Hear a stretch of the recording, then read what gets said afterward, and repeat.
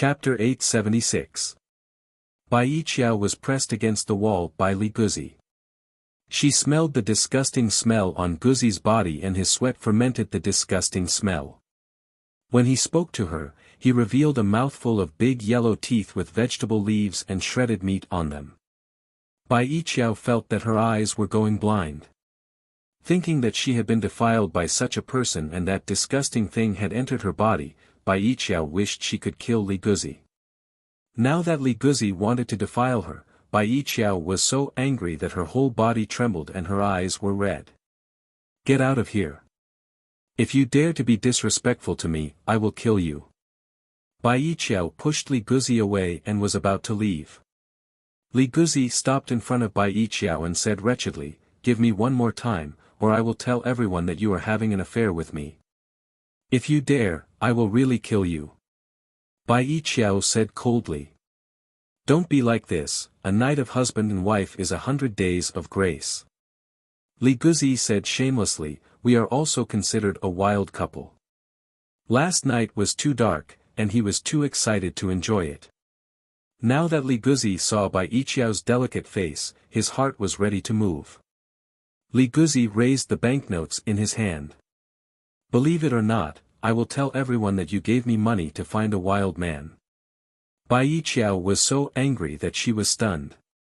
She never thought that there would be such a shameless person in the world.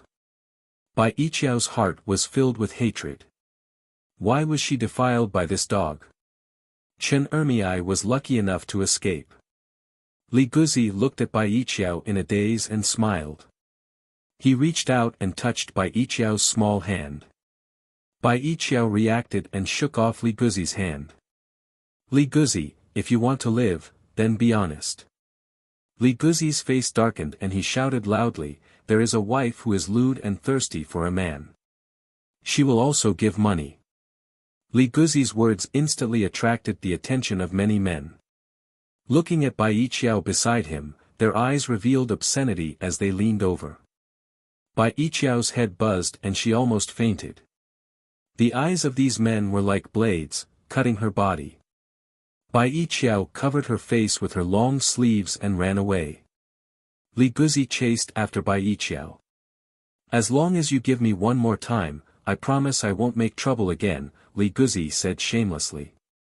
All the blood in Bai Yiqiao's body rushed to her head. She looked at the proud dog Li. How could a person be so rotten?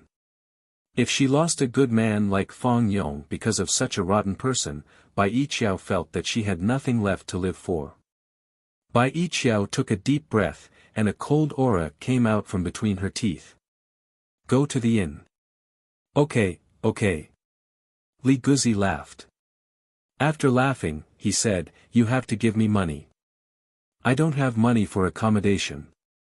Bai Yiqiao covered her face with a veil, only revealing a pair of eyes outside, and went to the inn to ask for a room. Li Guzi followed them to the room and immediately leaned over.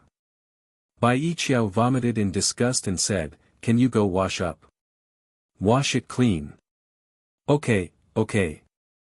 Li Guzi was now an obedient dog. He would do whatever he was told. Calling Li Guzi a dog was an insult to dogs. Li Guzi washed up and pounced on Bai Yiqiao. Bai Yiqiao was in a daze during the whole process. Bai Yiqiao couldn't figure out why her rebirth day would be like this, because Li Guzi disrupted all her plans. Bai Yiqiao had a lot of scruples, her reputation, Fang Yong, and future glory and wealth. Li Guzi had nothing. He was barefoot and not afraid of wearing shoes. Bai Yiqiao was a delicate porcelain, and Li Guzi was a stone. It was not worth it to use delicate porcelain to touch a stone. Bai Yiqiao cried silently. This should have been the pain that Chen Ermiai suffered. Why was it added to her? In her last life, her legs were broken and she begged for a living. Chen Ermiai wore brocade clothes and enjoyed wealth. In this life, she was defiled by a rotten person like Li Guzi. The most severe torture in life was just like this. Li Guzi sighed comfortably and lay on Bai Yiqiao's body with sticky sweat. Bai Yiqiao vomited and vomited beside the bed. Bai Yiqiao vomited and vomited. Li Guzi didn't care about Bai Yiqiao's dislike of him at all. He knew what kind of person he was. Li Guzi lay on the bed comfortably. The skin on his chest was loose, and his ribs were clear. He was ugly to death. His eyes were still looking at Bai Yiqiao's body. After Bai Yiqiao vomited, she began to put on her clothes. She looked at Li Guzi, who was naked all over, and said, "I want you to do something." "Yes, say it. If you are not satisfied, you can come again." Li Guzi said wretchedly. Bai Yiqiao said coldly, "We are now in the same boat. If you dare to say it everywhere and let Fong Yong know, even if I want to drown you in a pig cage, you will be killed by Fong Yong. Fong Yong will shoot through your hand, your feet, and finally your head." Li Guzi's expression shrank a bit. He touched his head and asked, "What do you want me to do?" "Chen Ermiai, get rid of Chen Ermiai for me. It's best to let Chen Ermiai become your wife. No matter what method you use, ruin her reputation. It's very bad." Bai Yiqiao said. She was defiled by Li Guzi and fell into a quagmire. She didn't know how long this matter could be hidden, but Chen Ermiai was intact. She was struggling in the quagmire, but Chen Ermiai was watching on the shore clean. Bai Yiqiao's mind was broken. She suspected that fate was deliberately playing tricks on her. She wanted Fong Yong and Chen Ermiai to continue their previous relationship, and she, Fong Yong's wife, was defiled. If Fong Yong knew about her situation, he would definitely divorce her. At that time, Fong Yong and Chen Ermiai could be together again. The more Bai Yiqiao thought about it, the more ferocious her face became. She could not fall to such a state. In her previous life, she was abandoned by a man. In this life, if she was abandoned by Fong Yong again, she would not allow it. At this time, Bai Yiqiao was still blaming others.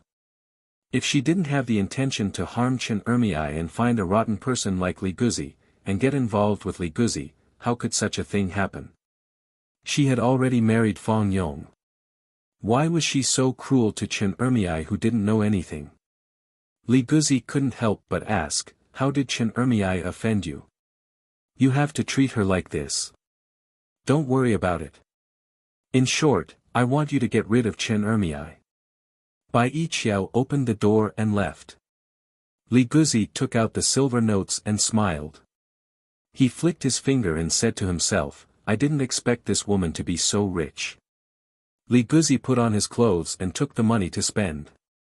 As for Bai Yiqiao's plan to deal with Chen Ermiai, he had money first. Bai Yiqiao went to the restaurant opened by the partnership to take a bath. Then she went to the medicine shop to get some medicine for injury as an excuse. Then she took the ox cart back to the village. Back in the village, Bai Yiqiao saw Ning Shu cutting grass by the edge of the field. Her face became ferocious for a moment. Chapter 877. When Bai Yiqiao saw Ning Shu, she was so angry that her body trembled. She stared straight at Ning Shu. Why was she like this, while Chen Ermiai was clean? Everything she had suffered should have been borne by Chen Ermiai. Did she want to enjoy the glory and wealth of her previous life in this life? How unfair was God? Fong Yong was originally her fiancé. In her previous life, Chen Ermiai was with her fiancé. In this life, she was with Fong Yong, but she was defiled by Li Guzi. She was about to give up her position to Chen Ermiai. Ning Shu turned his head and saw Bai Yiqiao with a gloomy face. He was in a very good mood. He smiled at Bai Yiqiao with a very bright smile and greeted her, sister-in-law of the Fong family. Ning Shu walked to Bai Yiqiao with a basket on his back and asked, "Why is sister-in-law of the Fong family looking at me like this?" Bai Yiqiao looked away and brushed past Ning Shu. How long can you be proud? Even if she was defiled by Li Guzi, Fong Yong would not give it to you. Ning Shu smiled and went back with the bamboo basket on his back. The grass in the basket turned yellow again because of the drought.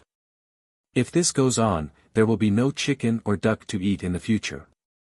The field was dry and cracked, and the seedlings had been roasted yellow. Back home, Ning Shu cut the grass and fed it to the chickens. Then he tried to find a container to hold water, because the water level in the well dropped too fast. He couldn't live without water. She had exchanged water before the task, but if she suddenly took out water, it would make people suspicious. Ning Shu could only store as much water as possible. Even if there was no water, he could secretly release the water without arousing suspicion.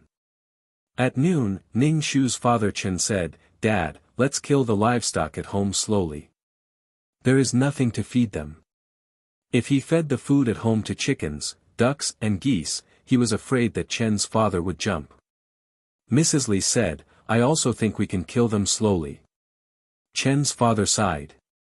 "This year, the weather is sweating to death and waterlogging to death. I heard that there is a flood somewhere and the house is flooded." Chen's father lowered his voice. "It's going to be chaotic. When there was a strange phenomenon in the sky, there was bound to be a demon." The ancients liked to compare natural phenomena with human affairs. The normal logic was that the weather wasn't good and the people didn't have enough to eat. Coupled with the severe exploitation of the imperial court, they raised the flag and rebelled. However, the ancients thought that it was a punishment from the heavens. No matter what, the current imperial court was rotten, and it was time to overthrow it and establish a new country. This disaster was an opportunity. From the looks of it, it was more like a punishment from the heavens. Damn, Ning Shu was confused by himself. Chen Li said to Old Man Chen, "Dad, what about this year's grain tax? The sky is so dry, it should be exempted for us." "Wrong." Ning Shu said, "It will only double the exploitation. Some places are in chaos now. In order to suppress the rebellions, the imperial court needs military funds and provisions. These are all counted on our heads. Layer by layer, I'm afraid the taxes this year will be unprecedentedly heavy." Now that the imperial court was in a state of disunity, all the officials wanted to fill their own pockets. Everyone was trying their best to take advantage of the chaos to make a fortune. Heavens, how are we going to survive like this? Chen Li's face was full of worry. "Use money for this year's taxes." Old Man Chen said, "Food is so expensive now." Ning Shu didn't say anything. In front of the country in the general trend, the power of an individual was so weak. However, with the money from selling ginseng, they could at least survive, so the Chen family didn't panic. There was no problem with their livelihood, so they could deal with Li Guzi and Bai Yiqiao. Now that Li Guzi and Bai Yiqiao were together, with Li Guzi's rogue personality, he would definitely get involved with Bai Yiqiao. Bai Yiqiao was the boss of the restaurant. If Li Guzi knew, he would be so happy.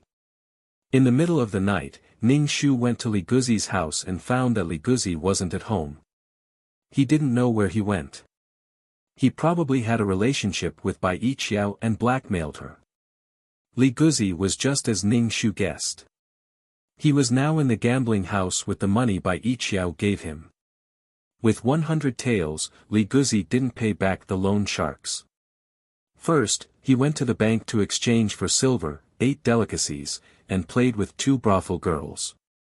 Well, when he saw that there was not much money left, he wanted to gamble and win it back.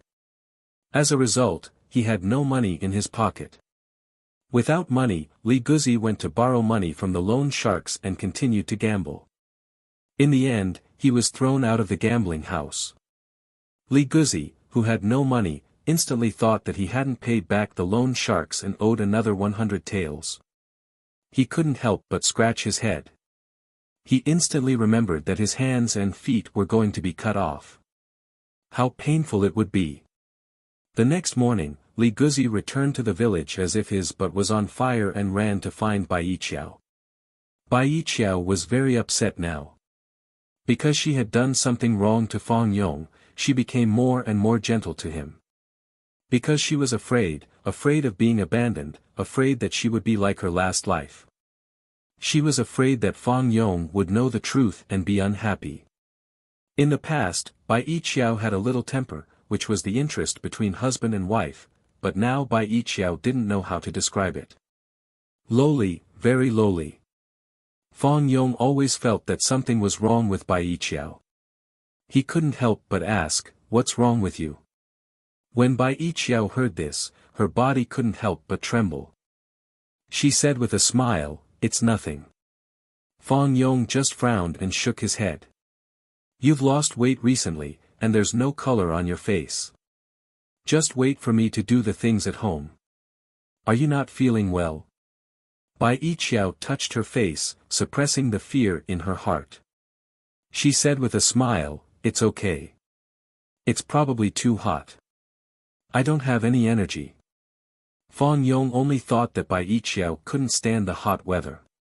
He warned, "Don't stand under the sun. If you can't do the work, wait for me to do it. When I kill that white tiger, I'll buy you some good breathable fabric and make 2 sets of clothes." It was like coarse linen, very hot on the body. Bai Yiqiao looked at Fang Yong. Everything was afraid of comparison. People were the same. Li Guzi was extorting her like he was breaking her bones and sucking her marrow, but Fang Yong was really good to her. She must not lose Fang Yong. The tiger is very dangerous. If you can't kill it, run away. Bai Yiqiao said to Fang Yong with concern. When Fang Yong left, Bai Yiqiao saw that Li Guzi came to find her again. She had a feeling of fear and trepidation. When she heard that Li Guzi wanted 200 taels again, Bai Yiqiao's heart was filled with killing intent. "Didn't I give you 100 taels to pay off the usury?" Bai Yiqiao's throat was sweet and she couldn't wait to spit out a mouthful of blood.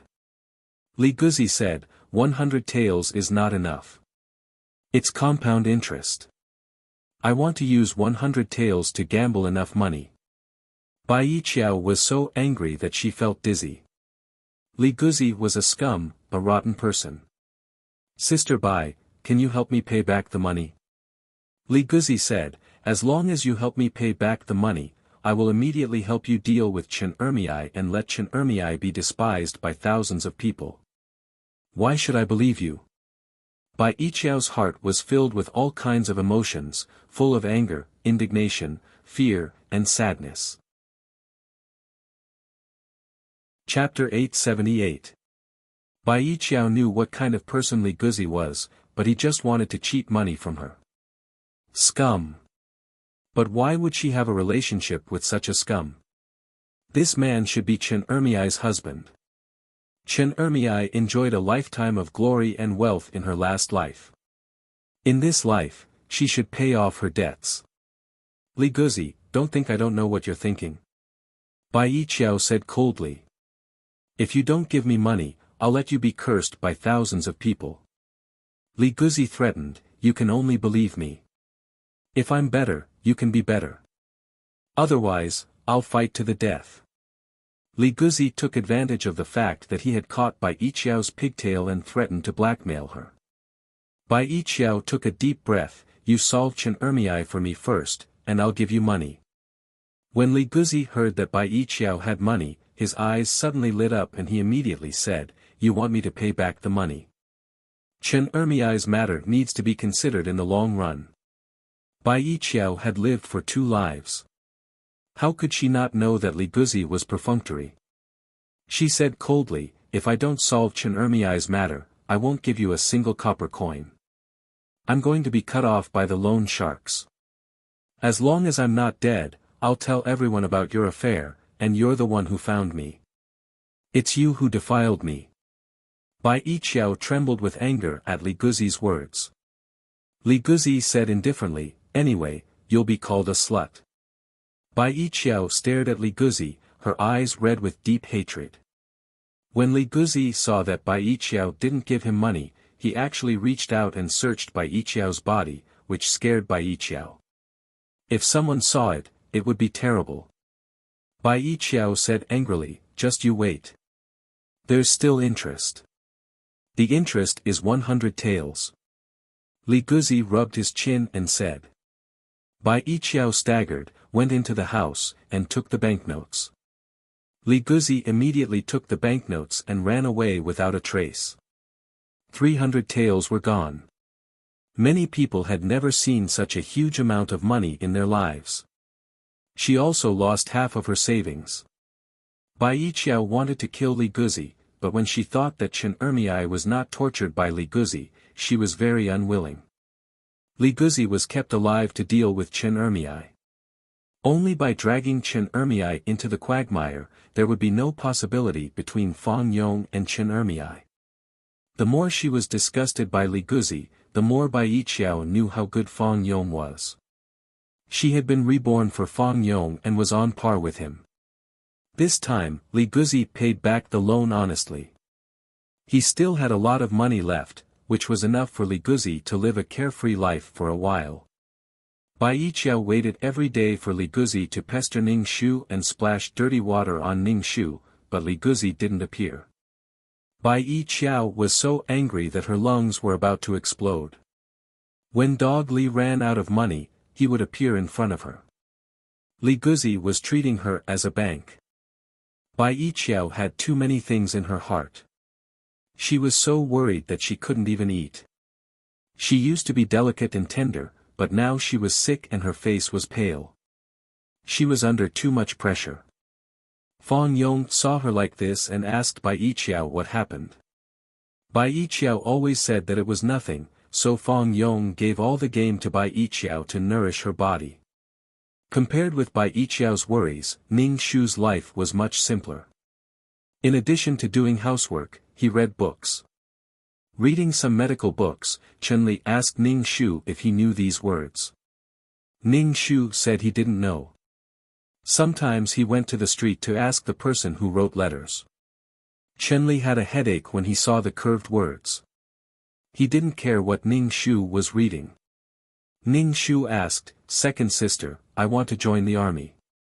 Ning Shu said without raising his head, "Father won't agree. You are a man of the Qin family. You have to carry on the family line. You are dreaming." Chun-Li, "I'm just afraid that there will be conscription. I may be conscripted."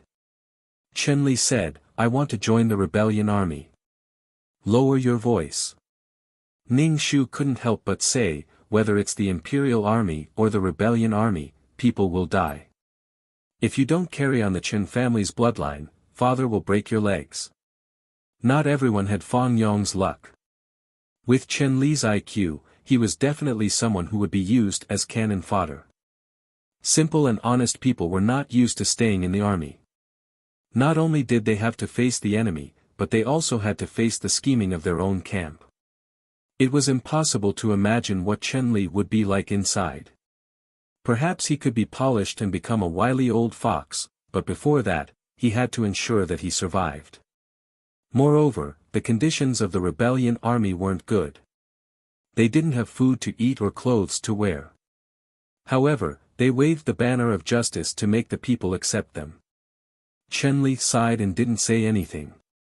It wasn't easy to survive in a chaotic world. He still had to go to war. He could fight for his future, but what was Chen Li for? Dong, dong, dong, suddenly, the sound of gongs and drums rang out. Chen Li stood up and said, "This is the sound of the government's gong. Something happened in the county office." "I'm afraid it's not a good thing," Chen Li said with a frown. After a while, Li Zheng came to the door. Li Zheng looked a little helpless and said to Chen Li, "Where's your father?" "Go to the village entrance." Someone from the government office came to talk about something. "Uncle Li Zheng, what's the matter?" Chen Li asked. "It's about the grain tax. But it's not the time for the autumn harvest yet, and the grain is all dried up. How can it be the autumn harvest now?" Chen Li couldn't help but say, "Even if it's not a drought, it will take 2 months to harvest the grain." Ning Shu pursed his lips. It meant that the treasury was empty and the war was tense. Although it wasn't affected here, many refugees were rushing over. The gongs and drums were beating more and more tightly. Father Chen came back from the field and went to the village entrance to gather. Ning Shu and Madame Li also followed. Two bailiffs in bailiff uniforms came. One held a gong and drum in his hand, and the other held a document in his hand. Ning Shu glanced at the people around and saw Fang Yong and Bai Yiqiao. They hadn't seen each other for a while, and Bai Yiqiao's spirit was a lot worse. Her face was pale, and her whole person looked very gloomy. She no longer had the complacent feeling of being superior to others. Li Guzi was a man who ruthlessly destroyed flowers. As long as a woman got involved with him, her blood would be sucked dry. Chen Ermiai was like this. She was tortured to death at the age of 30. Now Bai Yiqiao was like this. Bai Yiqiao couldn't bear to part with Fang Yong. She tried to hide it from Fang Yong. She was worried about her gains and losses, and the torment in her heart could be imagined. Giving her a taste of her own medicine. Bai Yiqiao felt that someone was looking at her. She turned her head and saw Ning Shu. She didn't know if it was Bai Yiqiao's illusion, but she felt that Chen Ermiai had become more beautiful. Cold and calm, neither fast nor slow, made Bai Yiqiao's heart full of a sense of crisis. Bai Yiqiao's heart was very sensitive. She always felt that Ning Shu was looking at Fang Yong. She couldn't help but pull Fang Yong's arm to focus his attention on her. Chapter 879. Bai Yiqiao tightly grabbed Fang Yong's sleeve. Her expression was tense, and she was in a very nervous state. Bai Yiqiao's heart was in a mess. She cared about too many things, and her hands and feet were tied up. Fang Yong was pulled by Bai Yiqiao's clothes. He turned his head and asked, "What's wrong?" Bai Yiqiao forced a smile, "Nothing." Fang Yong raised his sleeve to block the hot sun for Bai Yiqiao. Bai Yiqiao's eyes were sore. This kind of Fang Yong made Bai Yiqiao hate Chen Ermiai and Li Guzi. She also hated the heavens. Why couldn't she do what she wanted? Was she living again so that she could live the life she was abandoned in her previous life? Ning Shu looked away from Bai Yiqiao's body and looked at the two bailiffs. "Everyone come." The bailiff said, "Now let's talk about the imperial edict. Now we have to pay the grain tax. According to each family, each person will pay 3 stones. If you give money, each person will pay 4 taels of silver." The bailiff said, "It's best to pay the grain. What kind of grain does the family have? New or old grain is fine." Hearing such a heavy tax, the villagers wailed and their faces were full of panic. This kind of tax, even if they were beaten to death, they wouldn't be able to pay it. Ning Shu was shocked. Although he knew that the tax might be heavy, he didn't expect it to be so heavy. 1 stone was almost 90 kilograms, which was 200 jin. One person had to pay nearly 600 jin of grain.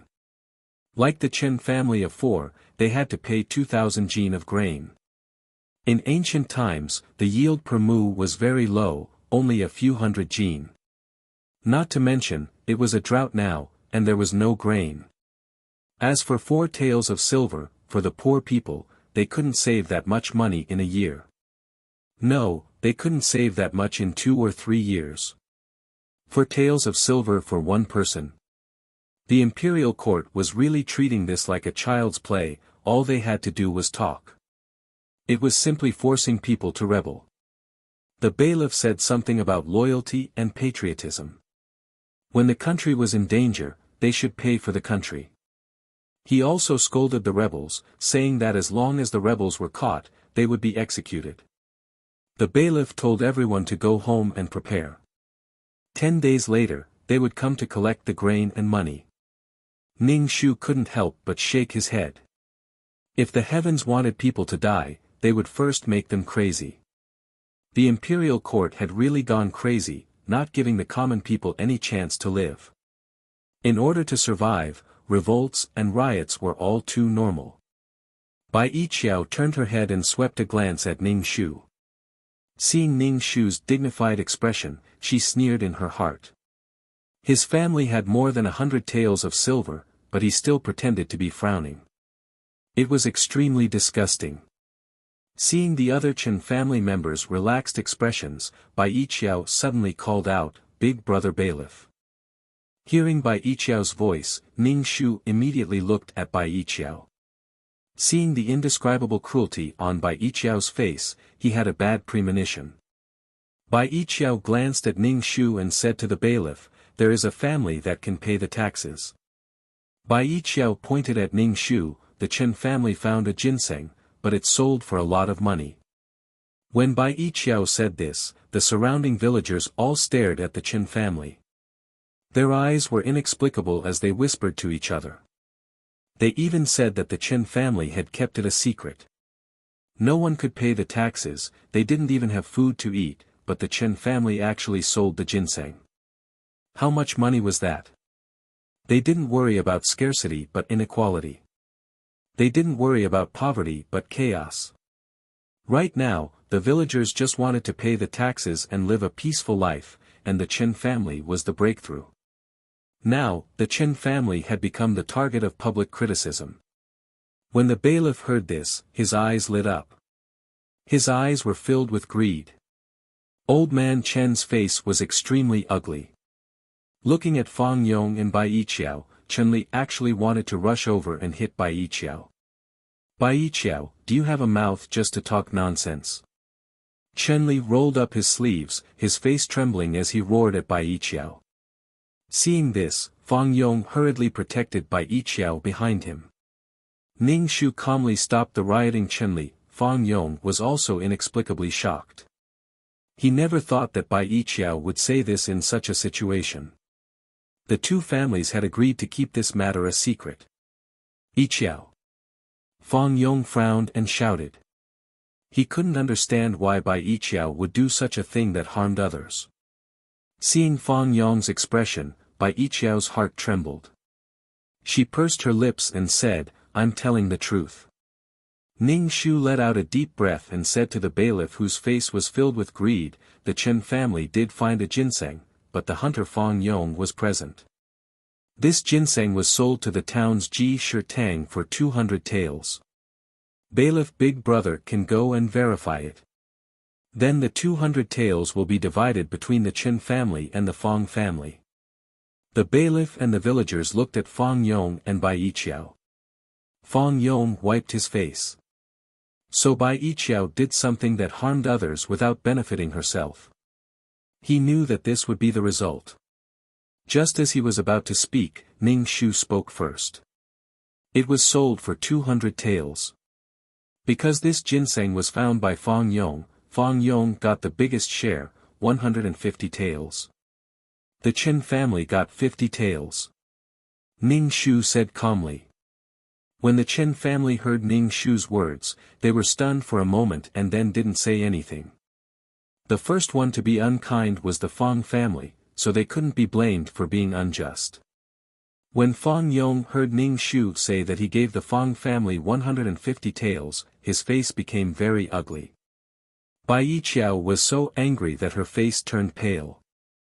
She pointed at Ning Shu and shouted, "Sister Chen, what nonsense are you talking about? When did the Fang family get 150 taels? It's obviously your family who got the biggest share." Ning Shu spread out his hands. "See, you also admit that your family got the money." Bai Yiqiao suddenly choked. Fang Yong pulled Bai Yiqiao. Bai Yiqiao staggered twice and almost fell to the ground. Bai Yiqiao felt wronged in her heart. She also knew that she had done something wrong. She lowered her head and didn't speak. "Bailiff, Big Brother Bailiff." Ning Shu interrupted Fang Yong's words. He bowed to the two bailiffs and said, "The Chen family is willing to pay 100 taels of silver. I hope that Big Brother Bailiff can reduce the tax for each family." Fang Yong was very helpless. He cupped his hands towards the bailiff and said, "The Fang family is also willing to pay 50 taels of silver. Since it's an equal share, why can others give 100 taels of silver, why can you give 50 taels of silver?" The bailiff said with dissatisfaction. "It's not Bai Yiqiao wanted to speak, but was stopped by Fang Yong. Fang Yong said helplessly, "It's because my family is poor. I got the money to buy some things.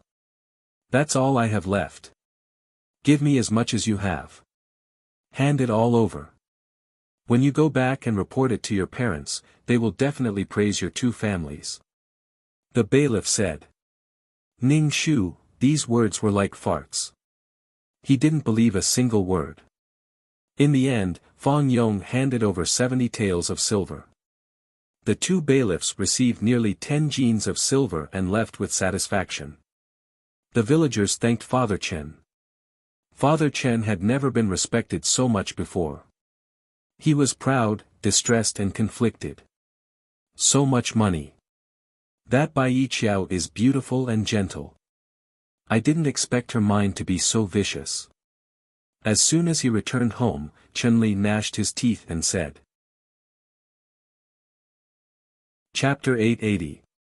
After Bai Yiqiao made such a ruckus, the relationship between the Chen family and the Fang family dropped to a freezing point. The Chen family lost 100 taels and the Fang family lost 70 taels. As soon as the bailiff left, the two families turned around and left. Bai Yiqiao lowered her head and followed behind Fang Yong. From time to time, she raised her head to look at Fang Yong's heroic figure. She wanted to talk to Fang Yong, but feeling the heavy power of Fang Yong, Bai Yiqiao didn't dare to speak. Bai Yiqiao regretted in her heart. If she had known earlier, she wouldn't have said it. What she thought at that time was that she had plenty of money, and if the Chen family didn't have the money to sell ginseng, she was afraid that they would be in trouble. Losing a few hundred taels was not a loss to her. She could earn it back in half a month, but if the Chen family didn't have this money, it would be difficult to continue. Before doing anything, Bai Yiqiao thought clearly. She really hated Chen Ermiai. Seeing Chen Ermiai, her heart felt as if 10,000 ants were gnawing at it. Fang Yong was not a stingy man, but now he didn't say a word to her. He was obviously angry. Bai Yiqiao was frightened and uneasy. Her tears fell down. Hearing the sobbing behind him, Fang Yong stopped and turned his head. He helplessly looked at Bai Yiqiao. "You're still crying." Bai Yiqiao saw that Fang Yong was paying attention to her. She felt even more wronged and cried even harder. She wanted to vent all kinds of emotions that had accumulated in her heart. Fang Yong sighed and looked at Bai Yiqiao who was crying and burping. "In the future, if you have anything to do, discuss it with me in advance. I have a preparation. Today, you didn't do it properly. You gave the government 70 taels for nothing and also made the relationship between the two families stiff. I know I was wrong. Fang Yong, forgive me. I will find a way to get 70 taels." Bai Yiqiao said while wiping her tears. Fang Yong sighed. "Money is a small matter." Bai Yiqiao smiled through her tears. She reached out and grabbed Fang Yong's clothes. The couple returned home. "That Bai Yiqiao is beautiful and gentle. I didn't expect her mind to be so vicious." As soon as he returned home, Chun-Li gnashed his teeth and said. Madame Li also said, "How could I think of her? Last time, she fanned the flames and said that second sister and dog Li had an affair." Ning Shu drank water and didn't speak. "So much silver. 100 taels of silver." Chen Li's face trembled in pain. "Just think of it as spending money to avoid disaster," Old Man Chen said. "To be honest, I don't feel at ease with so much money at home. Wealth is gone, and people are happy." Ning Shu also had the same idea. Since the bailiffs knew about this matter, they would definitely not be able to keep their money. They still had to feed the bailiffs, which was not something that could be settled with 10 or 20 taels of silver. If he didn't hand over the money, he was afraid that he would lose everything. If the bailiffs turned hostile and came to his house to search for the money, he wouldn't be able to keep the food in his house. At that time, he really wouldn't be able to survive. The people did not fight with the officials. There were only 2 bailiffs. There were so many people in the village, how could they not be able to defeat the 2 of them? The people were afraid of the imperial court. Giving out the money would also prevent others from coveting it. Didn't they see that the eyes of the villagers were red when they saw them? Therefore, the money slipped away after passing through his hands once. Fortunately, there was still some money left, which could last for a while. Fang Yong's wife. When old man Chen talked about Bai Yiqiao, his face was full of worry. Don't contact with that family in the future. At the critical time, you can see a person's character. Ning Shu pursed his lips. If Bai Yiqiao wanted the Chen family to lose money, then let her lose money. In the middle of the night, Ning Shu went to Li Guzi's house. Li Guzi was still not at home. The whole house was dilapidated and there was no trace of human life. There were cobwebs inside, and dirty clothes were stuffed in the tattered wardrobe.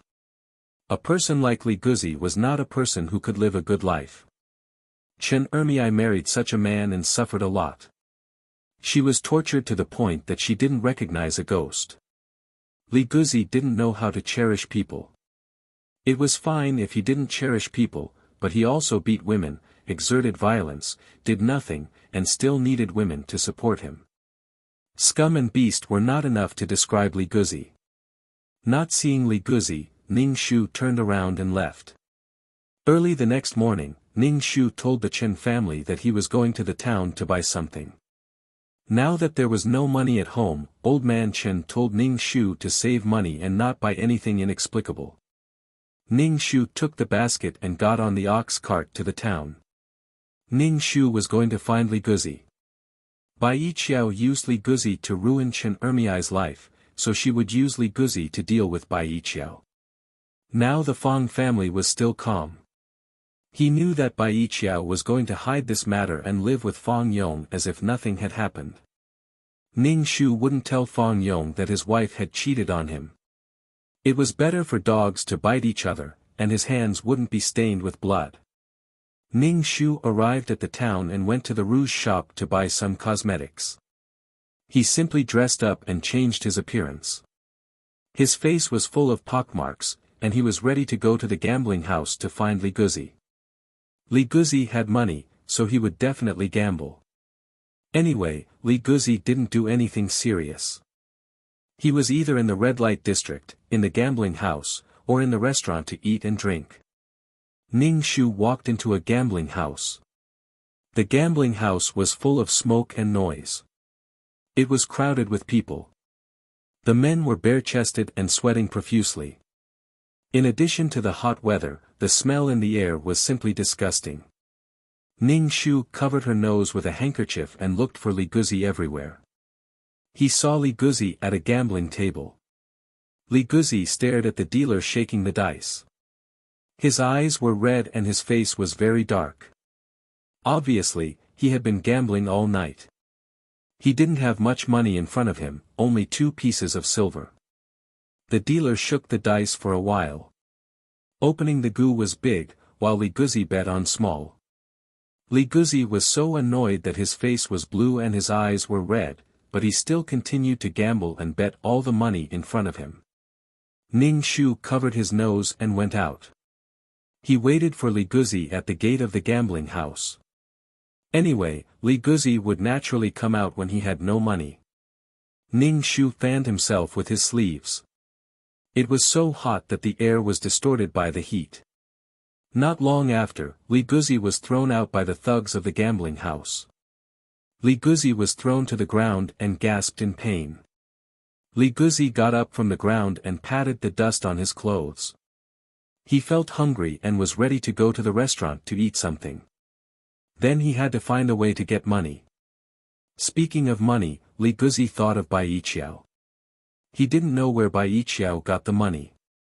Bai Yiqiao gave him 400 taels and paid off more than 200 taels of usury. The rest of the money was squandered by him. Bai Yiqiao took the money easily. It was estimated that she still had money. Li Guzi felt that he was lucky. Bai Yiqiao was beautiful and rich. He didn't have to worry about the rest of his life. Li Guzi hummed a song and went to the noodle house to have breakfast.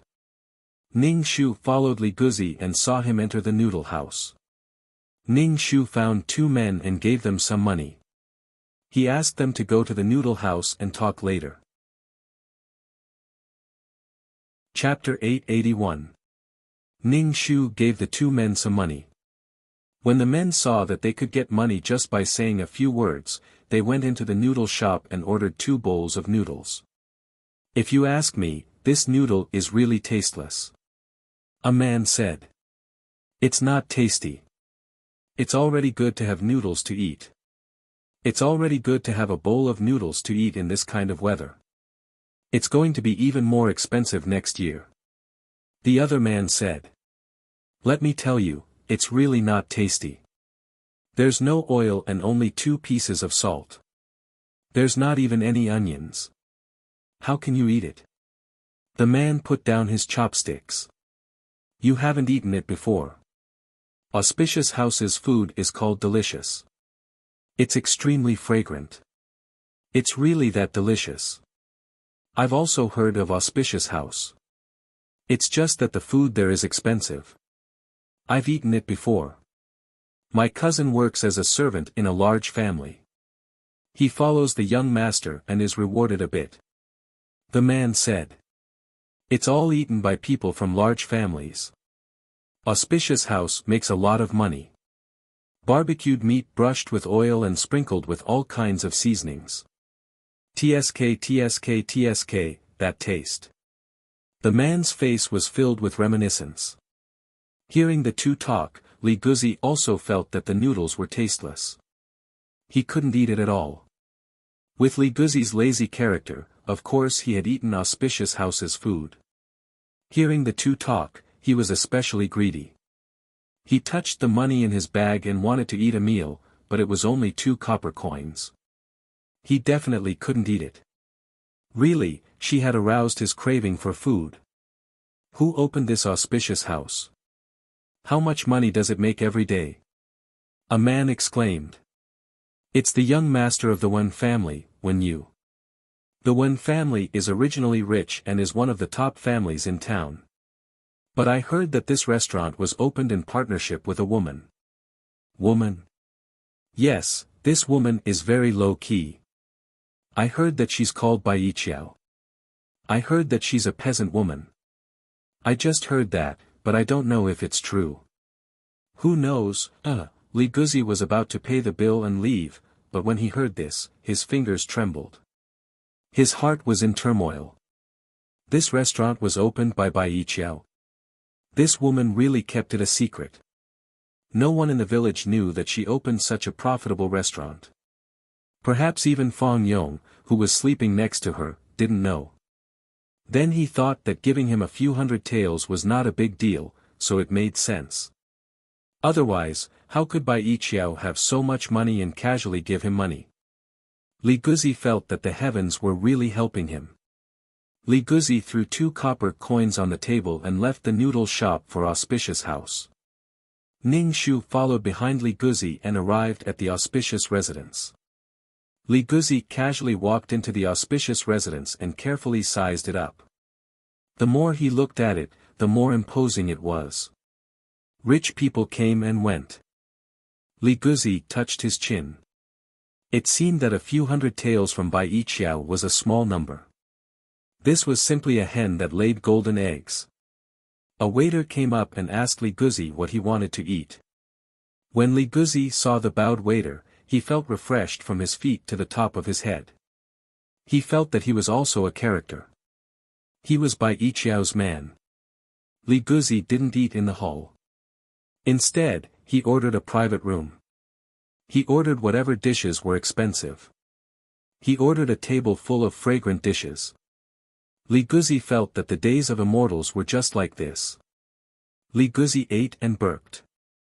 He wiped the oil from the corner of his mouth and prepared to leave without paying the bill. The waiter stopped Li Guzi. Guest, you haven't paid the bill yet. Bill, do I need to pay the bill? Li Guzi stared and tried to make himself look more dignified, but he looked even more ridiculous. The waiter said, Guest, you have eaten in our restaurant, so you must pay. Do you want to eat and dash and eat for free? What a joke. Do I look like a freeloader? Let me tell you, I know your boss. Do you know? I am your boss's husband. Husband, do you know that I am also the boss of this restaurant? You, a waiter, actually dare to ask the boss for money. Are you tired of living? Li Guzi straightened his back and said. He looked very proud. For a moment, he felt that if Bai Yiqiao was his woman, how good would it be? The waiter looked surprised. One of the bosses was indeed a woman, and she was also married. Boss Bai's husband was like this? The waiter looked at Li Guzi, and his eyes were full of suspicion and contempt. What's going on? A man came over. The man was dressed in brocade clothes, and his temperament was as gentle as jade.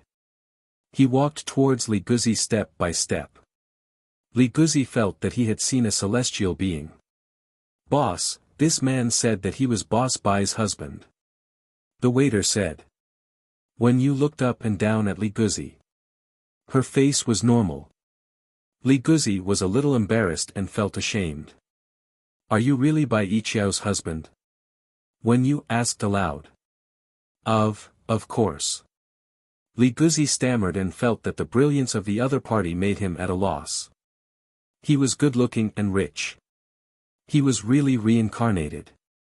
When you said lightly, today is my treat. You don't have to pay. That's good. Li Guzi was very embarrassed. He turned around and went downstairs. When you said to Li Guzi, let me see you off. How can I do that? Li Guzi was flattered. Usually, when these people met on the street, they wouldn't even give him a look. Now, they wanted to see him off. Li Guzi's vanity soared, and he became more and more determined to hold on to Bai Yiqiao. Not only was she beautiful, but she also had money. She could also make him a person above others and be respected by others.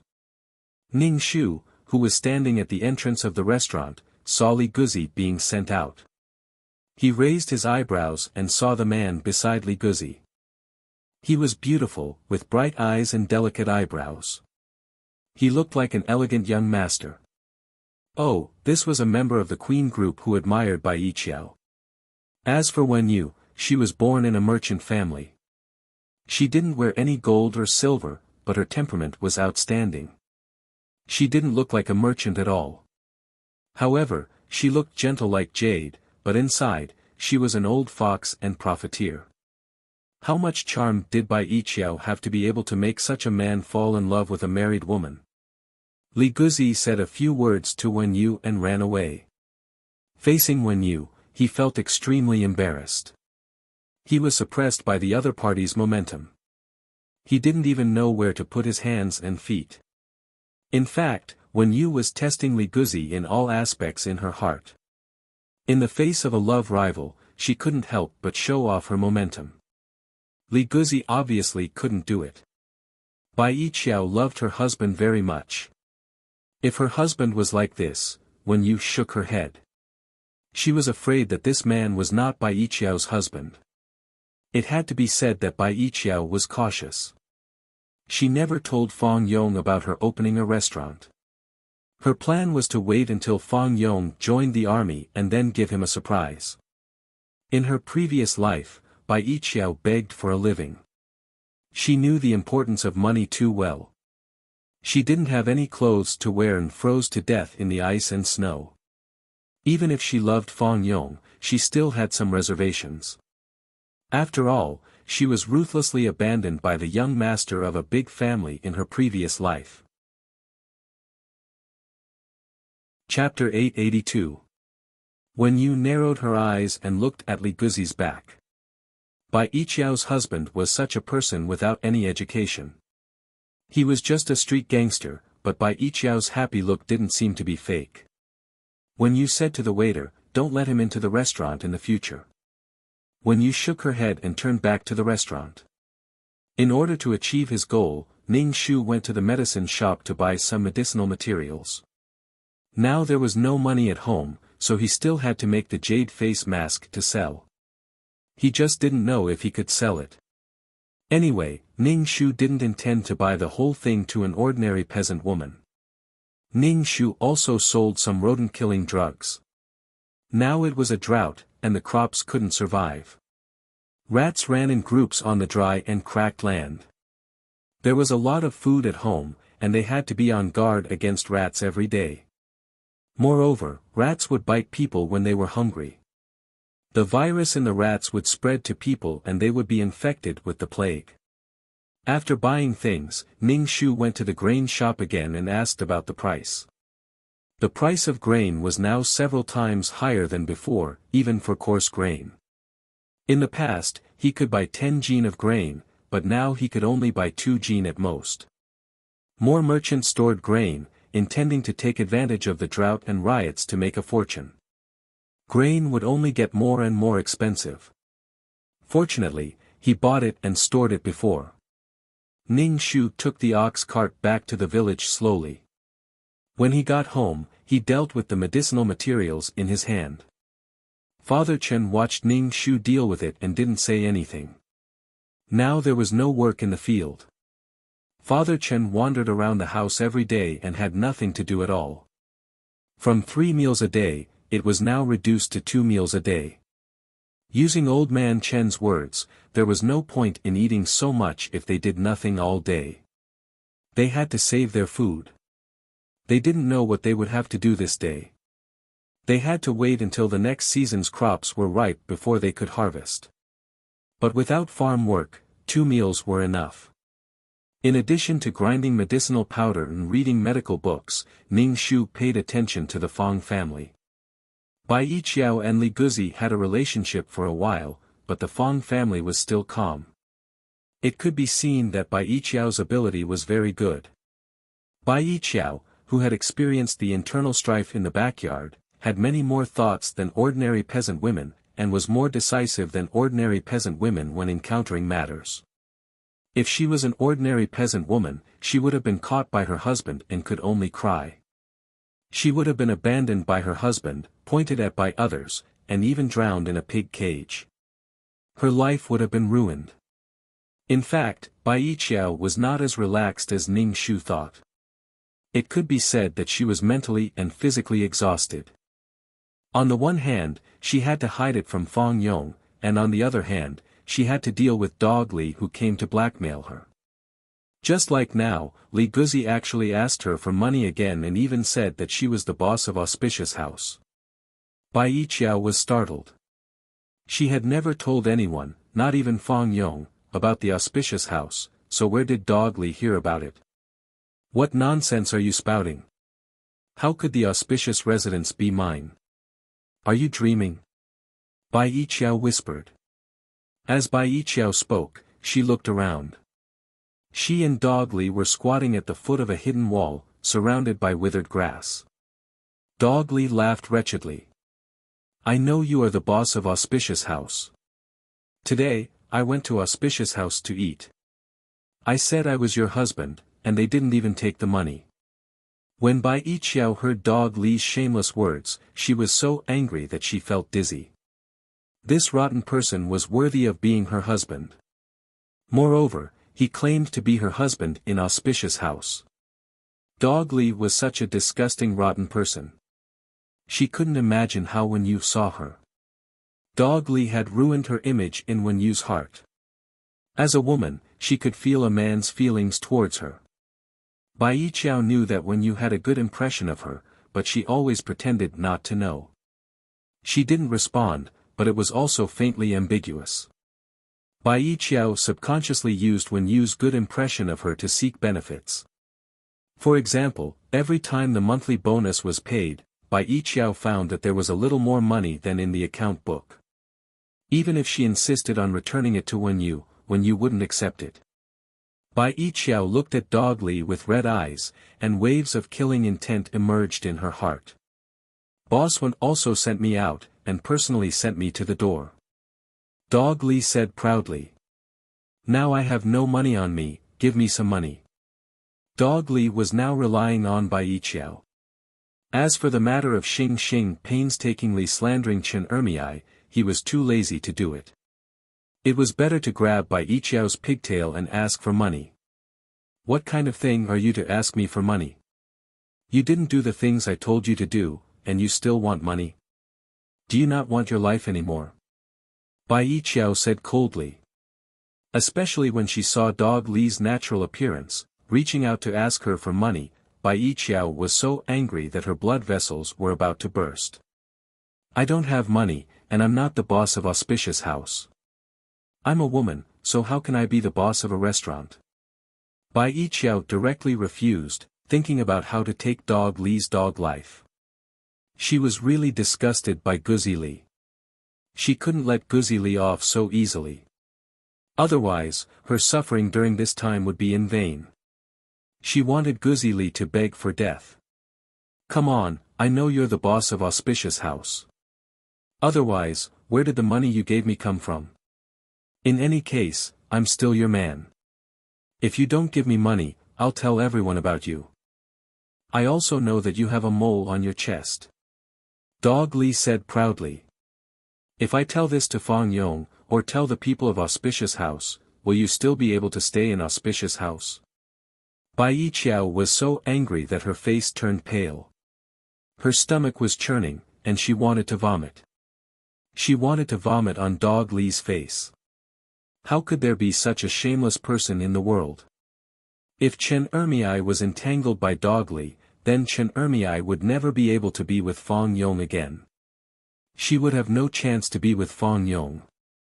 The killing intent in Bai Yiqiao's heart became stronger and stronger.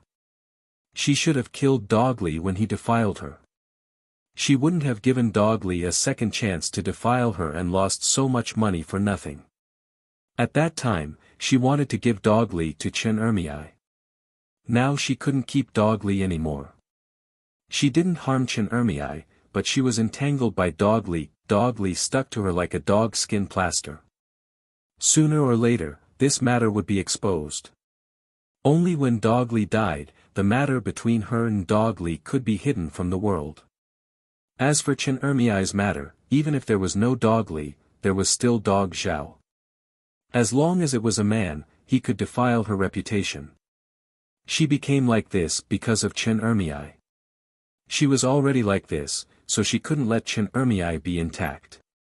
She couldn't lose Fang Yong, and she couldn't let her business partner, Wen Yu, know that she was defiled by such a man. In front of Wen Yu, such an elegant young master, she had a sense of propriety. But she was entangled with a disgusting man like Dog Li. What would Wen Yu think of her? Chapter 883. Bai Yiqiao suppressed the heavy killing intent in her heart and asked with an ashen face, "How much do you want this time?" The last time she gave Li Guzi money, it was to buy his life and send him away for the time being. Bai Yiqiao really wanted to kill Li Guzi immediately. Looking at him was extremely disgusting. Seeing Bai Yiqiao compromise, Li Guzi immediately cracked open his mouth and revealed his yellow teeth. Thinking that his threat was useful, he thought for a moment and said, 500 taels. Hearing such a huge amount, Bai Yiqiao's face was calm. Now she was too lazy to be angry. It was not worth it to be angry with a dead person. Killing such a scum was also eliminating evil for the people. Bai Yiqiao said indifferently, "Too much, I don't have that much. I only have some shares in the Auspicious House. When you earned most of it. Last time I gave you a few hundred taels. I have no money on me now." "Then how much do you have?" Li Guzi quickly asked. Bai Yiqiao said, 20 taels. In the past, she would often ask for 100 taels. When Li Guzi heard 20 taels, he immediately said with dissatisfaction, "Are you trying to get rid of a beggar?" In fact, 20 taels was not a small amount. Ordinary people might not even have 2 or 3 taels of silver a year. Li Guzi was spoiled and his appetite was getting bigger and bigger. Even if Bai Yiqiao told herself not to be angry, she was still angry at Li Guzi's shameless face. "Love or not, I don't have much." Bai Yiqiao's face was cold and slightly twisted. Li Guzi immediately threatened, "Do you believe that I won't tell others about your affair?" You go and say it. If I die, let's see who you ask for money. Bai Yiqiao said fiercely. Really? Li Guzi asked. Bai Yiqiao shook her head and was too lazy to say anything. Then 20 taels. Li Guzi took the money Bai Yiqiao gave him and went to the town to indulge in wine and women. Not long after Li Guzi left, Bai Yiqiao also went to the town. Ning Shu, who was paying attention to the movements of the Fang family, saw Bai Yiqiao go to the town and thought about it and followed. Bai Yiqiao first went to the auspicious house to see Wen Yu. Wen Yu looked at Bai Yiqiao's pale and thin face and asked in surprise, "Are you sick?" Bai Yiqiao sighed and said, "Recently, I've been pestered by a scoundrel. A scoundrel called Li Guzi insists that he's my husband. He loves to spoil the young women in the village. When the women in the village see him, they all take a detour. I don't know where they heard that I also have a share in the auspicious house, but they came to extort me." Wen Yu nodded. I said, "How could such a person be worthy of you? Wen Yu, do you have a house here that you don't live in? I want to borrow it." Bai Yiqiao said to Wen Yu. Her voice carried a hint of coquettishness, as if she was pleading. "There is, but what use do you have?" Wen Yu held the teacup and took a sip of tea. "I just want to teach that dog Li a lesson. If he continues to speak such nonsense, my reputation will be ruined by him. Moreover, Fang Yong will be angry." Bai Yiqiao said. "How do you want to teach him a lesson?" Wen Yu said indifferently. Obviously, she didn't put a scoundrel in her eyes. "If you really feel troubled, I'll solve it for you." "No need, I'll do it myself." Bai Yiqiao said, "I'm very grateful that you can lend me a house." She was so miserably harmed by Dog Li. She must teach Dog Li a good lesson. Bai Yiqiao really wanted to skin Dog Li alive. Wen Yu lent the house to Bai Yiqiao. She also sent 2 servants to help her teach Dog Li a lesson. Dog Li, who had gambled away 20 taels, was thrown out of the gambling house. 20 taels was enough for Dog Li to gamble for a while. Dog Li was greedy and wanted to win a lot of money. Every time he bet, the amount of money was relatively large. Dog Li thought about it and decided to go to the auspicious house to ask for money. The auspicious house was so rich. Last time, he didn't pay the bill. This time, he said that he was Bai Yiqiao's husband. He would definitely be able to get money. Even if he couldn't get money, he was hungry and went to eat something. Dog Li casually went to the auspicious house. Before he reached the auspicious house, 2 servants suddenly appeared and grabbed him. He was dragged into a house with his mouth covered. Ning Shu hid not far away and watched Dog Li being dragged in from the back door. Then the door was tightly closed. He was afraid that the current Bai Yiqiao couldn't stand Dog Li's endless extortion and planned to deal with Dog Li. What was the point of killing each other? However, Ning Shu didn't want Dog Li to die like this. If Dog Li died, there would be no evidence. Ning Shu mobilized the qi in his body and stepped on the courtyard wall to enter the house. This house was not big, but it also had what it should have. There was a garden, but there was not much human life. There were some weeds in the flower bed. The flowers were also luxuriant. No one trimmed them, so it was very messy. Dog Li was dragged into the room. He was stripped down to his underwear and tied to the bed, unable to move. He was immediately scared out of his wits. He wanted to call for help, but his mouth was stuffed with something, so he couldn't shout at all. The door opened with a creak. When Dog Li heard this sound, he was so scared that he was sweating profusely.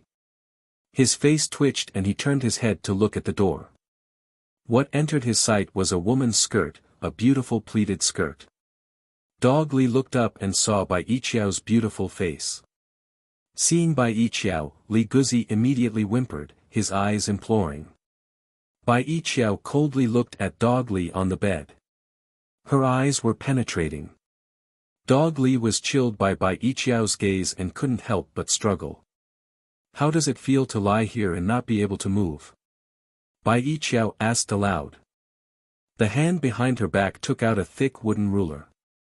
The wooden ruler was fine, but this wooden ruler was densely packed with nails. The nails penetrated the wooden ruler and hit a person's body. The nails would sink into the flesh. It could turn a person into a sieve full of holes. Woo-woo.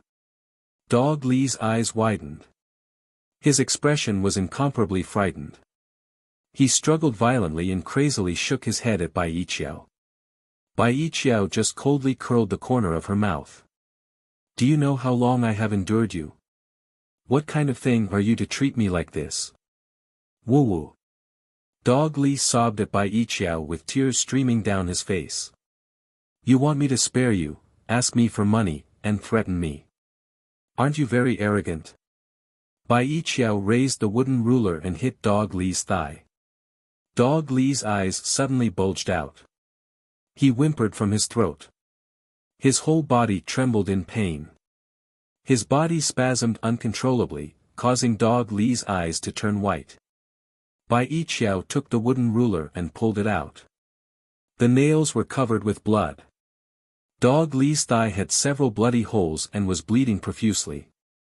Bai Yiqiao looked at the pale Dog Li and said with a smile, "It's painful.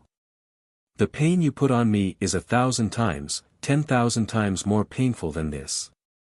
Her rebirth, which should have been a happy rebirth, was ruined by Dog Li, a rotten person. Being defiled by a person like Dog Li was worse than death. When facing Fang Yong, she could no longer be as confident as before. Chapter 884. Ning Shu hid outside the window and watched Bai Yiqiao abuse Guzi Li.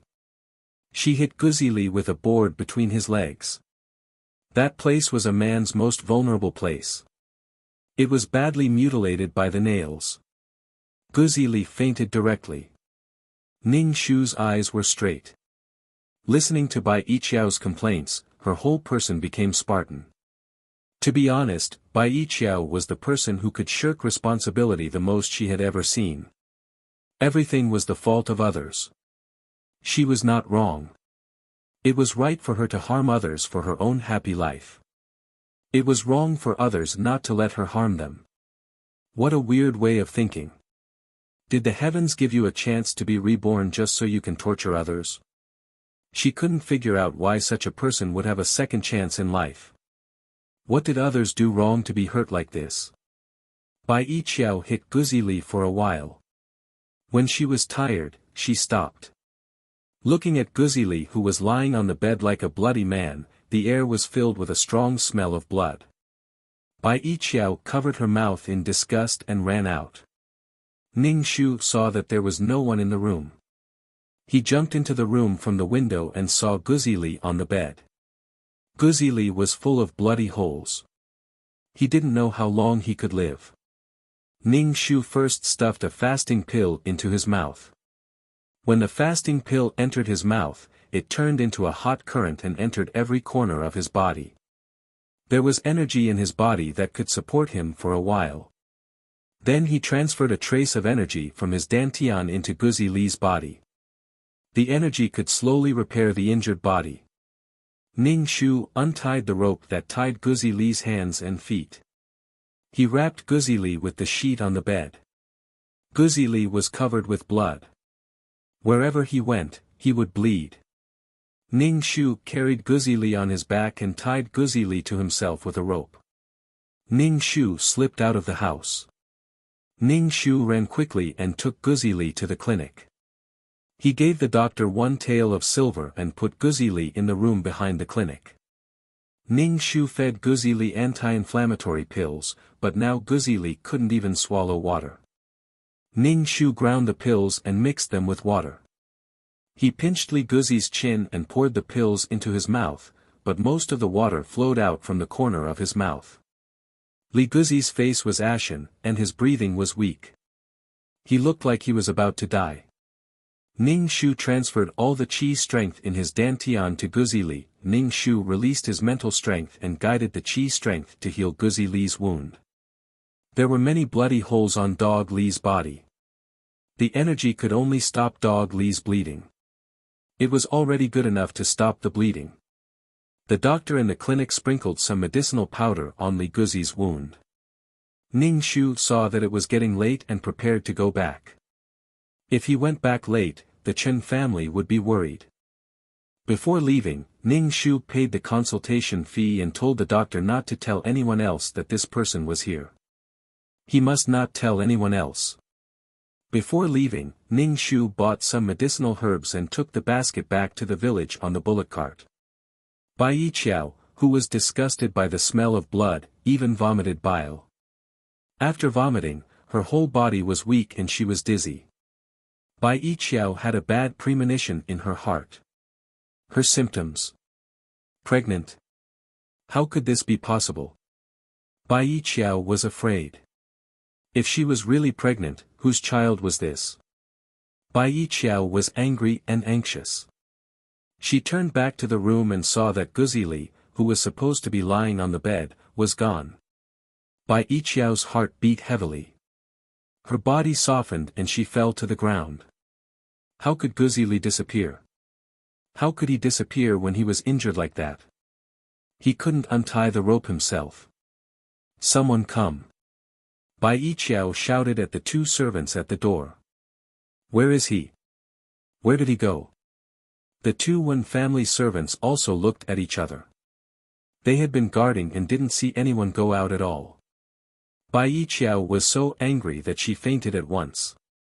When Bai Yiqiao woke up, she was in the auspicious house. Wen Yu was sitting beside the bed. When Wen Yu saw that Bai Yiqiao had woken up, she said with a complicated expression, "Congratulations, you are pregnant for a month." Bai Yiqiao was lucky to see a doctor beside the bed. When she heard Wen Yu's words, it was as if someone had punched her in the head. She saw stars and her vision turned black. "What's wrong with you? Are you not feeling well?" Wen Yu asked. Bai Yiqiao saw that it was already so late. She quickly lifted the quilt and went back to the village. "I'll go first." "Thank you." Bai Yiqiao stood up and staggered twice. Wen Yu reached out to support her. Bai Yiqiao pushed Wen Yu's hand away. "Thank you. I'll go first." Bai Yiqiao struggled to return to the village. It was already dark. Fang Yong was looking for her everywhere. Without waiting for Fang Yong to speak, Bai Yiqiao took the lead and said, "Fang Yong, I'm pregnant." Fang Yong was stunned for a moment, then put on a face. "Why did you come back so late? It's dangerous." "I know." Bai Yiqiao said. Fang Yong reached out to support Bai Yiqiao. Bai Yiqiao said with a smile, "I'm not that fragile." Fang Yong was still supporting Bai Yiqiao. Bai Yiqiao's face was smiling brightly, but her heart was full of shadows. This child was most likely Li Guzi. Because he was defiled by a person like Li Guzi, he was so disgusted by that kind of thing that he even ignored Fang Yong for a period of time. If it was really Fang Yong's child, this child should not be a month old. Bai Yiqiao looked at Fang Yong's happy expression and took care of her. Bai Yiqiao's heart was extremely uncomfortable. This child was not Fang Yong's at all. How could she be pregnant with Li Guzi's child? Li Guzi was such a disgusting person. Moreover, she didn't know where Li Guzi had gone. What if Li Guzi, who had escaped, jumped over the wall and said what happened between them? Bai Yiqiao felt uncomfortable and vomited very badly. Fang Yong, the new father, didn't know what to do. He could only ask his mother. The better Fang Yong treated Bai Yiqiao, the more Bai Yiqiao hated the child in her stomach. It was a bastard in her stomach. She couldn't imagine what the child of an ugly person like Li Guzi would look like. Bai Yiqiao had always been wary of Li Guzi's sudden appearance, but in the past few days, Li Guzi seemed to have evaporated from the world. Bai Yiqiao breathed a sigh of relief. Maybe Li Guzi had died long ago. After all, Li Guzi was so seriously injured. The lower part was rotten. Li Guzi shouldn't be able to live like this. She was worried about the child in her stomach and the father of the child. Bai Yiqiao wanted to solve both of them. This child couldn't be kept. She wanted to give birth to a child that belonged to Fang Yong. But Fang Yong and Fang Yong's mother cared about this child very much. Fang Yong didn't let her do anything now. He was considerate to her. She couldn't imagine what Fang Yong would do if he lost this child. Moreover, Fang Yong's mother, who had bad eyesight, went to every house with a wooden stick to ask for old clothes. She used the old clothes to make clothes for the child. The skin of the child who had just been born was delicate, and the old clothes worn by people were soft. Washing them clean and making clothes for the child would be comfortable to wear. Chapter 885. The mother and son of the Fang family are very much looking forward to the child in Bai Yiqiao's belly, but Bai Yiqiao's heart is like suffering in a pot of oil, and she is extremely disgusted with the child who is growing up in her belly day by day. This is the product of rape. Bai Yiqiao will not keep it. Bai Yiqiao is thinking about how to get rid of the child, and it has to be worth it. Ning Shu knows that Bai Yiqiao is pregnant when Fang Yong's mother comes home to ask for old clothes. Ning Shu can't help but guess who the child in Bai Yiqiao's belly is. However, Ning Shu sees that Bai Yiqiao is always wandering around the Chen family, so he takes the opportunity to talk to her, saying that he wants to apologize to her. Bai Yiqiao wants to apologize to Ning Shu because of the ginseng last time. Ning Shu knows in an instant. I'm afraid that this child is Li Guzi. Now Bai Yiqiao wants to get rid of the child and frame it on her. Ning Shu, or it's a person who came out of the backyard fight, killing two birds with one stone. Since she has solved the evil in her belly, she has put the vicious reputation on her head. How could Fang Yong have anything to do with someone who killed his own child? Even if he had anything to do with him, it was still hatred. Ning Shu doesn't pay attention to Bai Yiqiao at all. He closes the door of the courtyard and hides at home. He won't see you or have any physical contact with you. Let's see how you frame me.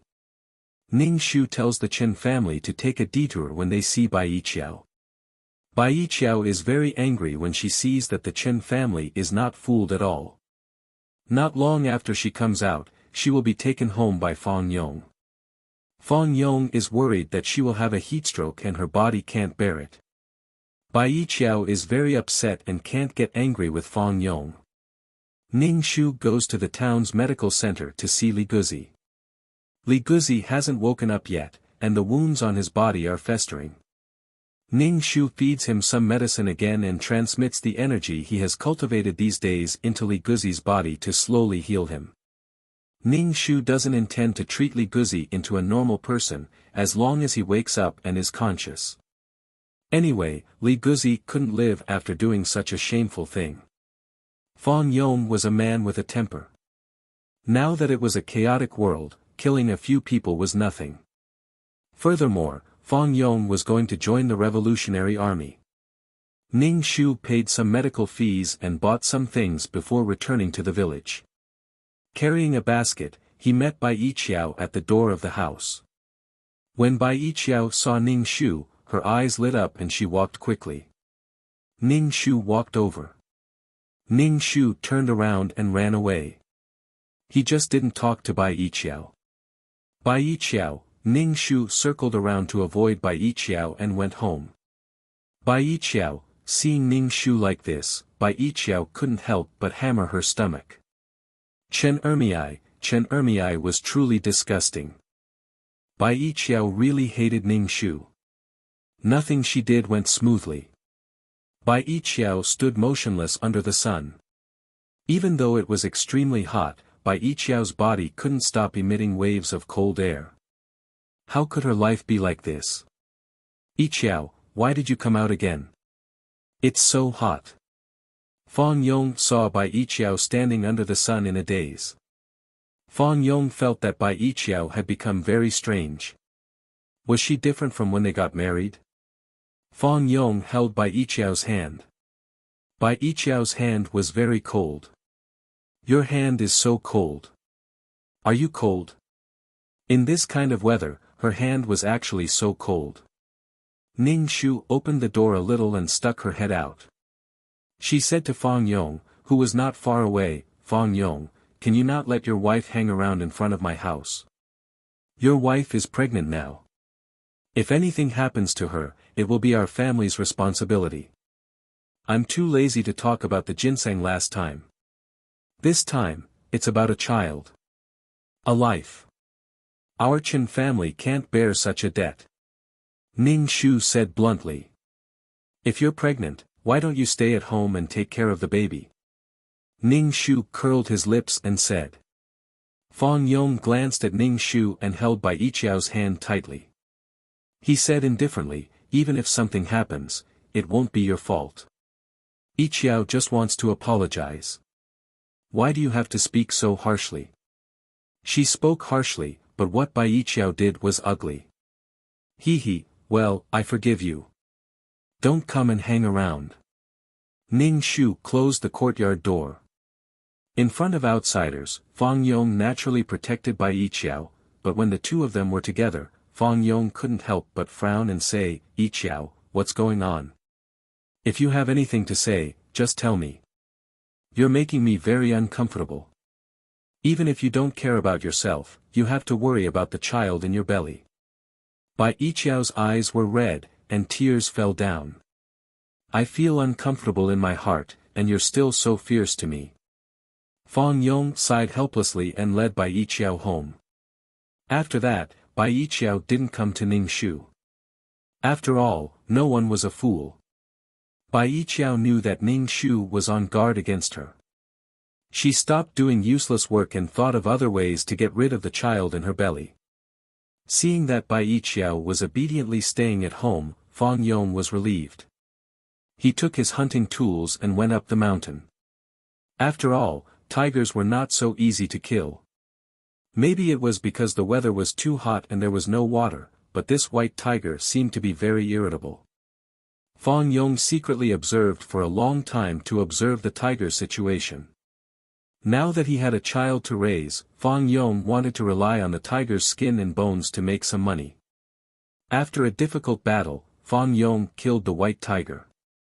In order not to destroy the integrity of the tiger's skin, Fang Yong shot an arrow into the tiger's eyes. Moreover, he was very powerful and raised his fist to kill the tiger. Fang Yong carried the white tiger as tall as a person home, which attracted the attention of the villagers. Chenli Ning Shu said, Fang Yong is really powerful. He actually killed a tiger. Ning Shu didn't have any expression. Killing a tiger was nothing. She could also kill a tiger. But she was a lady. Ning Shu was pulled by Chenli to watch the tiger. The tiger was really big, and the tiger's skin was very complete. The fur was shiny. He was afraid that it was worth a lot of money. There were also tiger bones. Ning Shu didn't care about the tiger at all. Instead, he looked at Bai Yiqiao. Bai Yiqiao's face was pale and her face was thin. Her figure was extremely thin, and there was an indescribable gloominess between her eyebrows. There was no gentleness and joy of becoming a mother at all. Ning Shu was once again sure that the child in Bai Yiqiao's belly was not Fang Yong's. Ning Shu glanced at Fang Yong, who was skinned and boned. Fang Yong looked complacent. Killing the king of the jungle was a proof of the courage of the strong, and now his wife was pregnant. Life seemed to be very perfect. Chenli whispered in Ning Shu's ear, saying how powerful Fang Yong was. He also wanted to learn martial arts and hunt. Ning Shu shrugged his shoulders expressionlessly and turned to go home to make medicine. These medicines were prepared for Li Guzi. Ning Shu wrapped the powder and put it in the basket. He was ready to see Li Guzi. Li Guzi had woken up, but he still couldn't move. Ning Shu didn't appear in front of Li Guzi, so he didn't intend to involve himself in the matter between him and Bai Yiqiao. Chapter 886. Ning Shu went to the place where the carriage was rented and rented a flatbed donkey cart, which wasted so much of her qi. Now that Li Guzi was conscious and could speak, he naturally had to be sent to Fang Yong and Bai Yiqiao. Ning Shu told the owner of the donkey cart the address and asked him to send Li Guzi to Fang Yong's house. When Li Guzi woke up, he was still glad that he had survived, but he heard from the doctor that he would be a useless person for the rest of his life, a useless person without the ability to reproduce, just like a eunuch. Because he was badly mutilated by the nails, in order to prevent inflammation, the doctor directly cut off his lower part. Li Guzi was incomparably broken, he hated that bitch Bai Yiqiao to death in his heart. At this time, someone moved his body and wanted to move him away. Li Guzi immediately said in horror, "Where are you taking me?" Li Guzi hated Bai Yiqiao in his heart, but he was a little afraid of Bai Yiqiao in his heart. The feeling of nails piercing into his flesh was terrifying. Now that he was injured, if he was caught by Bai Yiqiao, he would be dead. When his injuries were healed, he would definitely teach Bai Yiqiao a lesson. "Where are you taking me?" Li Guzi was so scared that his voice trembled. Li Guzi was a coward. Although he wanted to take revenge on Bai Yiqiao, he still felt that his life was more important. Li Guzi was carried to the donkey cart at the door. In order to prevent Li Guzi from moving, his hands and feet were tied. The donkey cart slowly went to the village. When Ning Shu saw this, he hurried back. After all, he had planned for a long time and now he was finally going to expose it. Ning Shu returned to the village before the donkey cart and then waited for the donkey cart to arrive at Fang Yong's house. Li Guzi was tied to the donkey cart and looked at the scene on the side of the road. This was the way back to the village. He would definitely be killed by Bai Yiqiao when he returned to the village. He was now covered with wounds and couldn't run away at all. The closer he got to the village entrance, the faster his heart beat. When they arrived at Fang Yong's house, the donkey cart stopped and the owner knocked on the courtyard door. It was Fang Yong who opened the door. The driver said, "I've brought him to you." Guzi Li turned his head and saw Fang Yong. He was scared out of his wits. Fang Yong glanced at Guzi Li with a little surprise in his eyes and said, "His house is in that direction, at the end of the village." "Fang Yong, who is it?" Bai Yiqiao came over and asked. The corner of her eyes swept over the people on the wooden carriage. Her body immediately froze, and the blood on her face disappeared completely. Bai Yiqiao staggered twice. She stared blankly at Dog Li on the wooden cart and said in horror, "Why are you here?" Bai Yiqiao's heart beat like a drum, as if a stick had struck her head, causing her eyes to darken and she almost fainted. When Li Guzi saw Bai Yiqiao, his eyes instantly turned red. Thinking of Bai Yiqiao's abuse of him, he could no longer play with women. He was not even a man.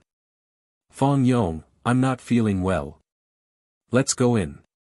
Bai Yiqiao pulled Fang Yong's arm and pulled him into the courtyard, wanting to close the door. "Hey, didn't you say that it's fine to just drop me off here?" The coachman was a little puzzled. "Fang Yong, what happened?"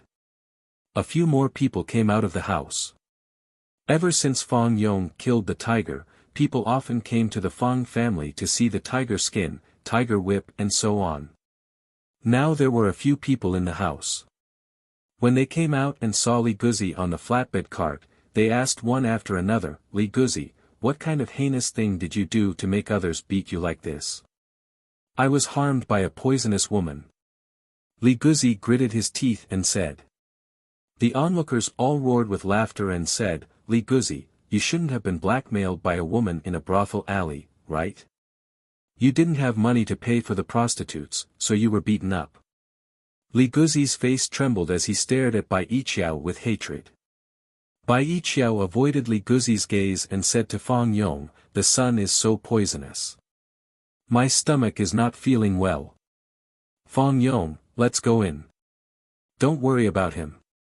Bai Yiqiao pushed Fang Yong into the house in a panic, looking extremely terrified. "What's wrong with you?" Fang Yong immediately asked with concern. "I have a terrible headache." "Let's go in." Don't talk to such a person. Bai Yiqiao's voice had uncontrollable tension and fear. There were more and more onlookers, and the Chen family also gathered in the crowd. Ning Shu just watched silently, peacefully as a melon watcher. Li Guzi was lying on the flatbed cart and couldn't move. He deserved it. Li Guzi was so miserable, but no one sympathized with him. He was a failure as a person. In the village, he was hated by people and dogs. Scourge. Before, Li Guzi was still afraid, but now that he saw his enemy, his blood rushed straight to his head. Especially when he saw Bai Yiqiao's soft and weak appearance, and then he thought of cruelly abusing him. Li Guzi roared without thinking, "Bai Yiqiao, you bitch, you dare to harm me, shameless bitch." In the face of Li Guzi's accusation, Bai Yiqiao's body trembled. She forced herself to calm down with fear on her face. Her face was slightly distorted. She should have pulled out Li Guzi's tongue at that time, so that he could no longer speak. Why did Li Guzi appear? Who saved him? Bai Yiqiao's heart was about to burst with fear and anger. She wanted to faint at this moment. Fang Yong stood in front of Bai Yiqiao and said to Li Guzi with a cold face, "Li Guzi, pay attention to what you say. If you talk nonsense again, I won't be polite to you." Li Guzi sneered. Taking advantage of the fact that there were many people around, he said coldly, "The wounds on my body were caused by your good wife, your virtuous wife. That nail was nailed on my body. What a vicious bitch. Big brother, help me lift up my clothes." Li Guzi said to the man driving the cart. "I'll do it." Many busybodies stretched out their hands to untie Li Guzi's clothes. As soon as the clothes were untied, Li Guzi's body was densely covered with small holes. The weather was too hot, and the wounds were inflamed. There was white pus, and it emitted a foul smell. The onlookers immediately stepped back 2 steps. Fang Yong frowned, "Li Guzi, what right do you have to blame this on Yiqiao?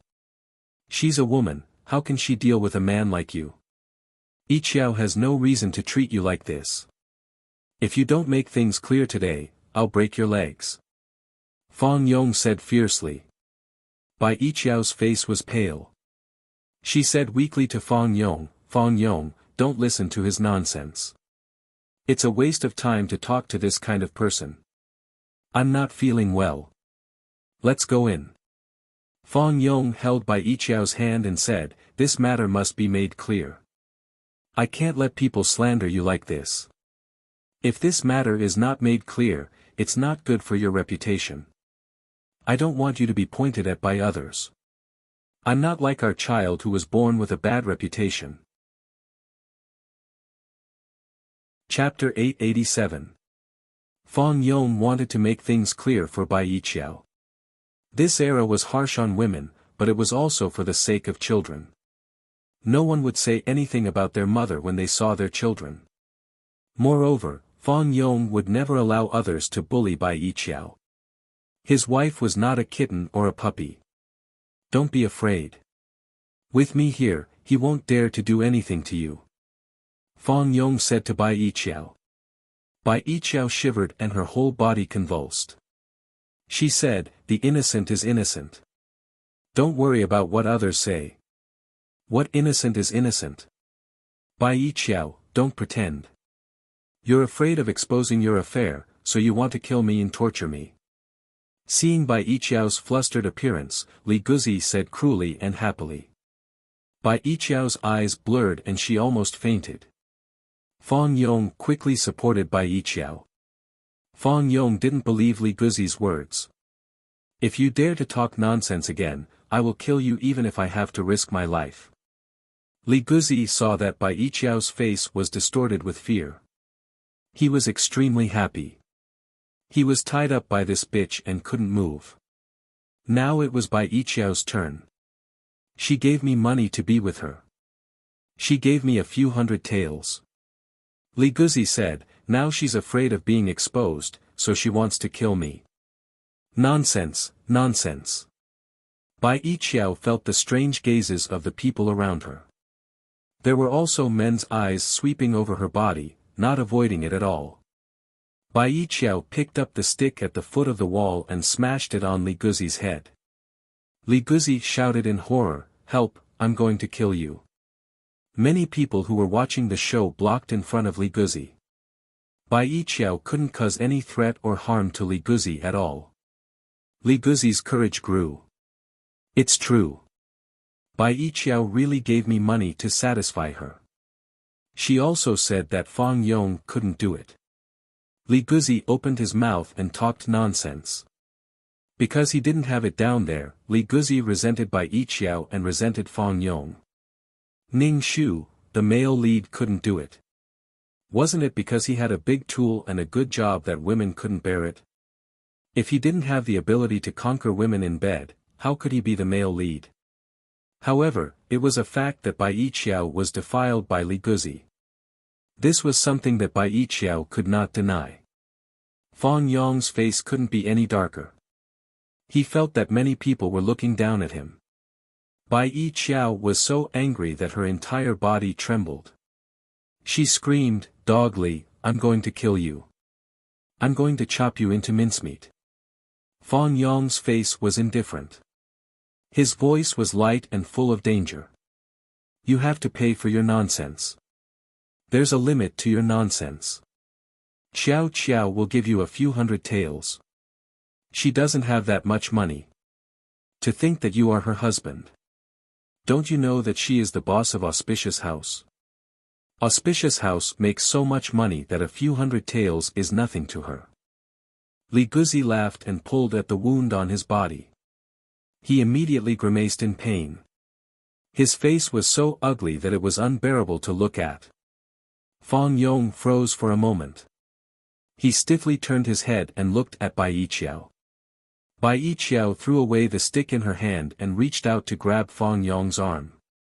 She anxiously explained, "I'm not the boss of Auspicious House. I just have a little share.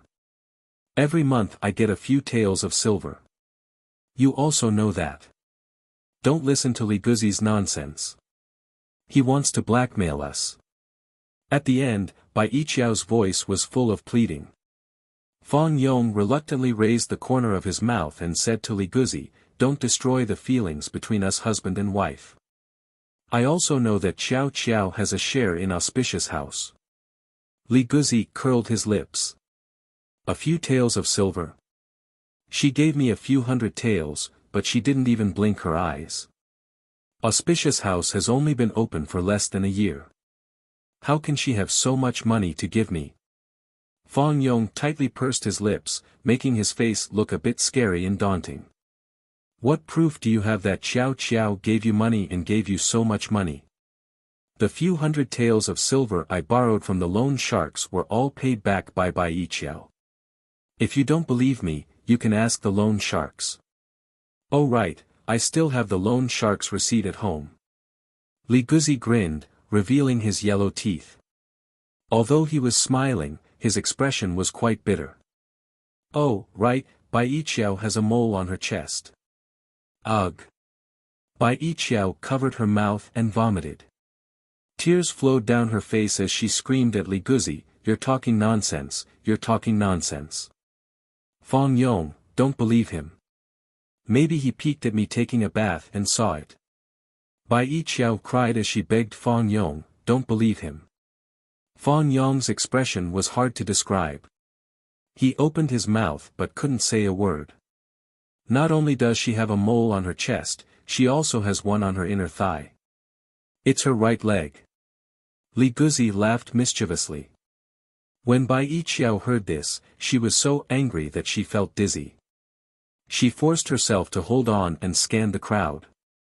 Countless disdainful gazes shot towards her. Bai Yiqiao saw Ning Shu in the crowd. Her expression was calm, but Bai Yiqiao felt that the other party was mocking her for losing Fang Yong. "Who is it, who ordered you to frame me?" Bai Yiqiao roared at Li Guzi. "It must be you, Chen Ermiai, it must be you. You resent me for telling you about the ginseng, so you found a rotten person like Li Guzi to slander me." Bai Yiqiao pointed at Ning Shu and shouted. Ning Shu was baffled. He pointed at his own face. What does it have to do with me? She was just a spectator. How did she get involved again? It's obvious that you have an affair with Li Guzi, and you're blaming me. The last time Li Guzi went to your house, he clearly had an appointment with you. Li Guzi was discovered, so he insisted that I had an appointment with Li Guzi, and that Li Guzi and I were in love with each other. Ning Shu's face was full of annoyance. What enmity do I have with you?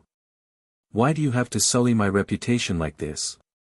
Bai Yiqiao, don't try to divert everyone's attention to my sister.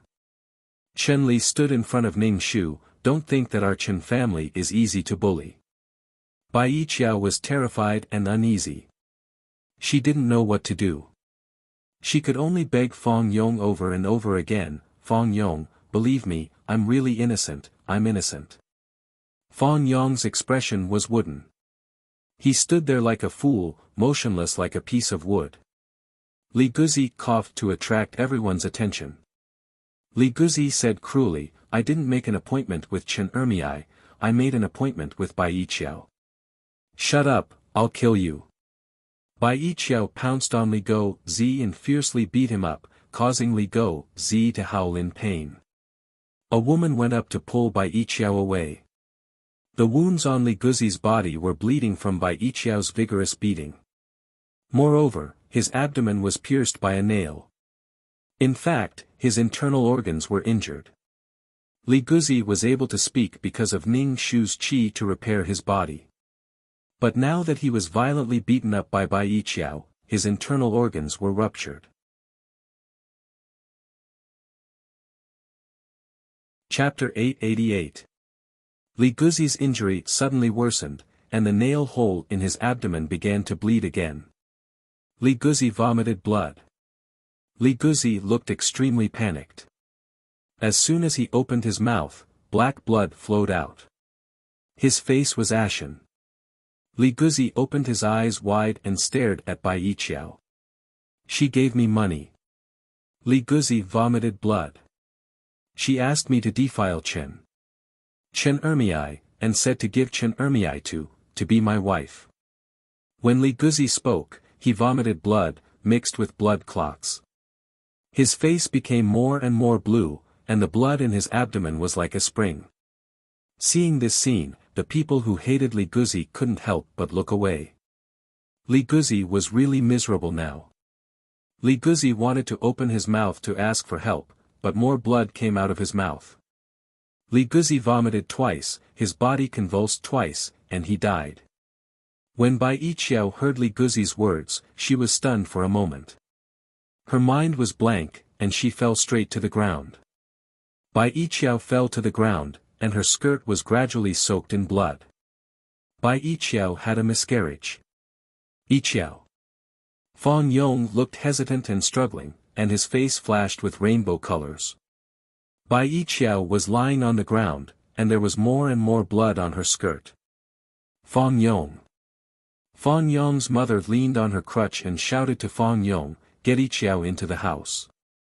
In the face of such a situation, Fong Yong's mother looked calm. Fong Yong reacted and picked up Bai Yiqiao on the ground. When he was about to call the doctor, there was the sound of gongs and drums. Everyone realized that today was the day when the government came to collect food. Why are all of you standing around here? Call out all the food and money from each family. This time, there were several bailiffs and scribes from the government. The onlookers immediately dispersed and went home to get money and food. Some people had no money and no food, so they sold their children to the government and sold their children. The sound of children crying could be heard everywhere. Ning Shu looked at the side and felt that it was really miserable. The people who were prosperous suffered, and the people who were dead suffered. He thought that this was already ridiculous, but the government actually accepted these children. Were they going to sell the children as slaves? Their identity documents had been handed over to the government by their parents. The sacrifice of one or two children in exchange for the survival of the entire family. The child who had been sold was terrified, crying and shouting. His parents left without looking back. Has the imperial court become so rotten? Openly buying and selling people, and then selling these children to the human trafficking market. Pluck the feathers from the goose that passes by, and soldiers pass by like combs.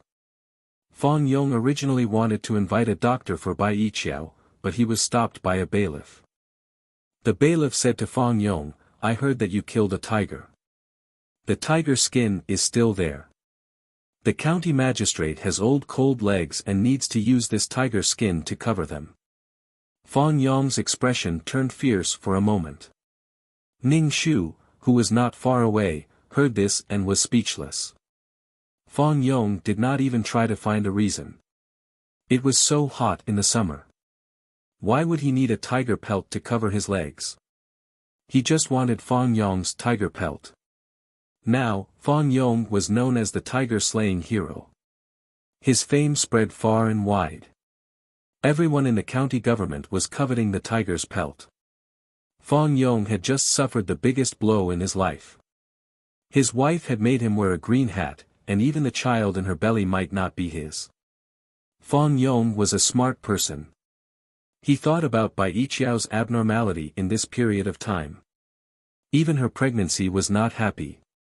Combined with what Li Guzi said, Fang Yong could think about the matter. Now Fang Yong had nowhere to vent his anger. The bailiff was greedy. 10 days ago, he got 70 taels of silver. Now he wanted the tiger skin. That flawless tiger skin was worth at least 1,000 taels of silver. There were not many tigers, and it was not something that ordinary people could get. Fang Yong felt a burst of blood pressure rushing to his head. He clenched his fists tightly. "What's with your eyes? Filial piety to the county magistrate is your ancestors' merit. Give me the tiger skin quickly." The bailiff was a little scared by Fang Yong's eyes. But thinking that he was from the county government, he was not someone who dared to offend. He immediately straightened his back and asked Fang Yong for the tiger skin. Fang Yong said, "The tiger skin was left to my mother by this commoner." "Hey, you dare to oppose?" The bailiff opened his eyes wide. "Believe it or not, I will tell the county magistrate that you are disrespectful." Relying on the support of the imperial court and the county magistrate, the bailiff valiantly said to Fang Yong, "Hand over the tiger skin, or you will not be able to bear the consequences. Destroy the county magistrate, destroy the family magistrate."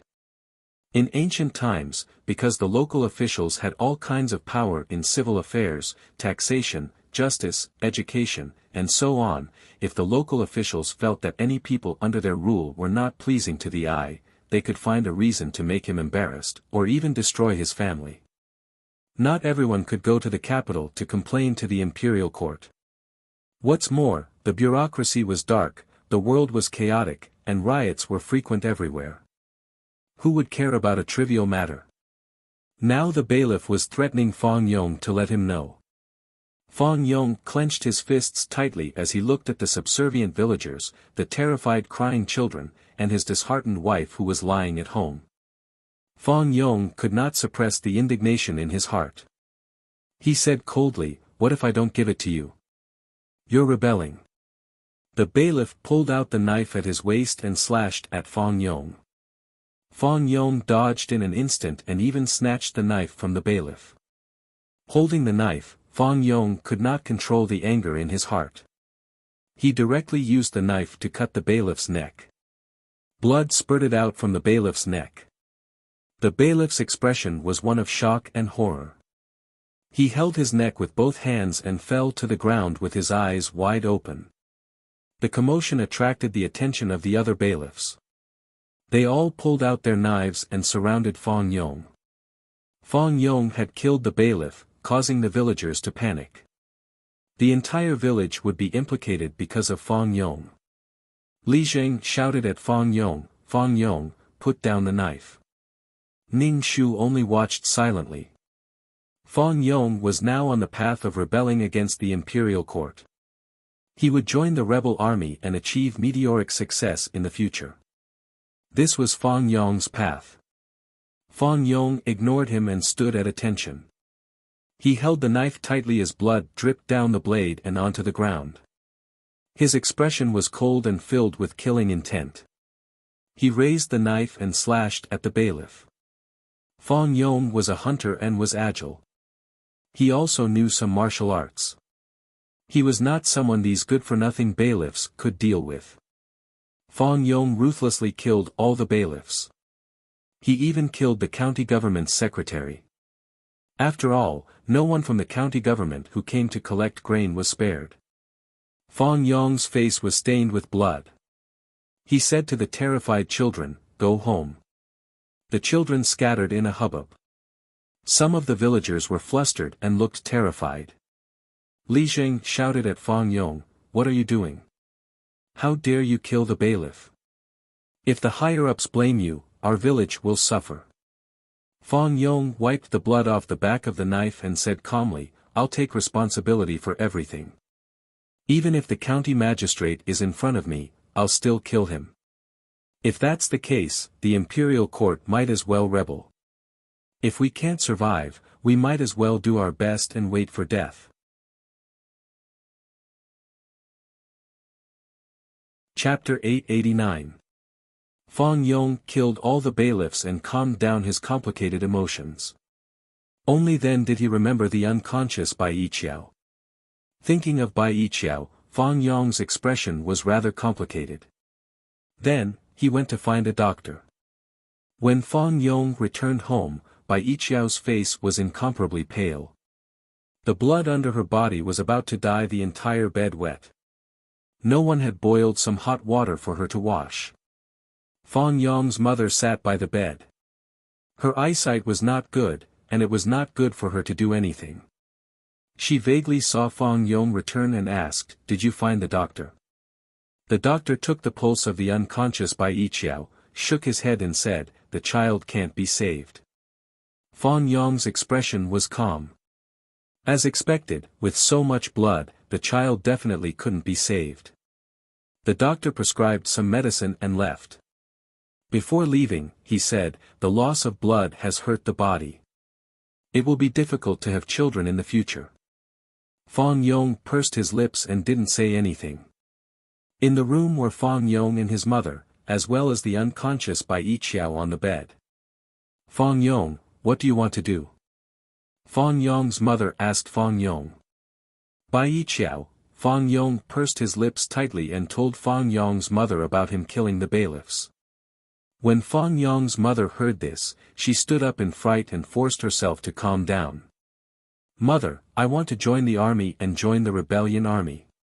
Fong Yong said, "Right now, the imperial court is tyrannical and extorting taxes. The world is in chaos, and people can't distinguish between black and white. Such an imperial court will fall sooner or later. So you want to join the rebellion army?" Fong Yong's mother closed her eyes. "You can go. Pack your things and leave tonight." "But mother, if I leave, what will you do?" Fong Yong said. Fong Yong's mother said indifferently, "I'm an old woman.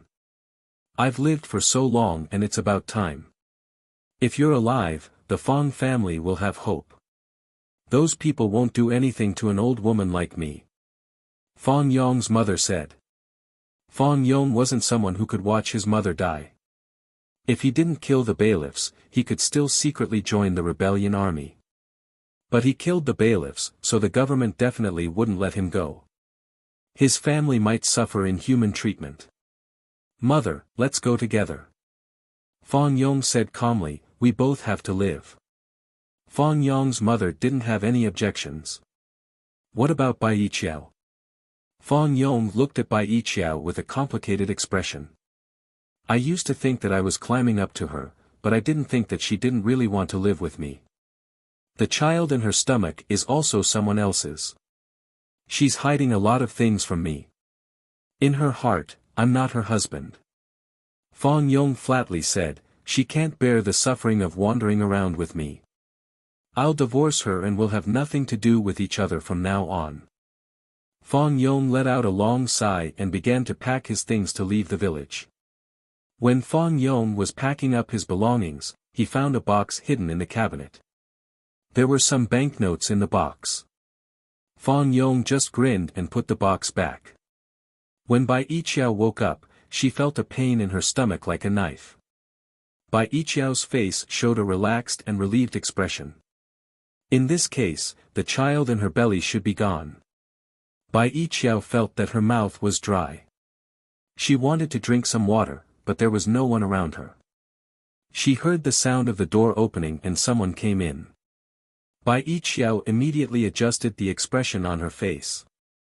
Her eyes were red and tears seemed to be dripping from her eyelids. It was very distressing to look at her. Fang Yong walked in and saw Bai Yiqiao's pitiful appearance. Fang Yong. Bai Yiqiao shouted at Fang Yong in a hoarse voice, "I'm so thirsty. Can you give me a glass of water?" Fang Yong pursed his lips and poured a cup of water from the teapot on the table. However, the water was already cold. Bai Yiqiao took a sip and her expression became even more gloomy. Bai Yiqiao had been a woman before. In her previous life, she had been a concubine. Naturally, she knew that she couldn't touch cold things.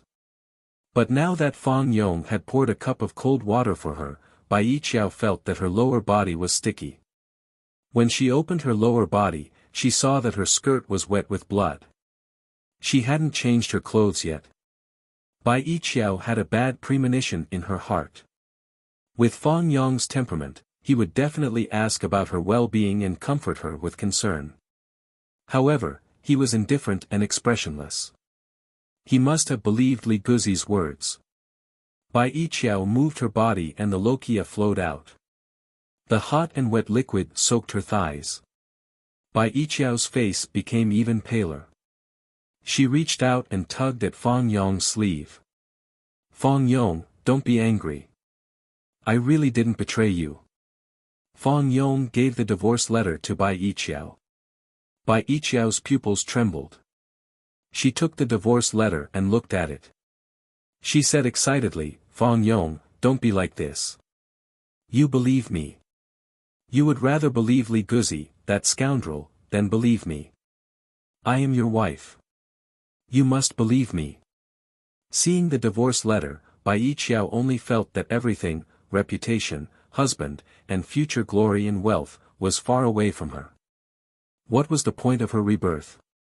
Fang Yong is Bai Yiqiao's biggest goal since her rebirth. She works hard to maintain her relationship with Fang Yong as husband and wife.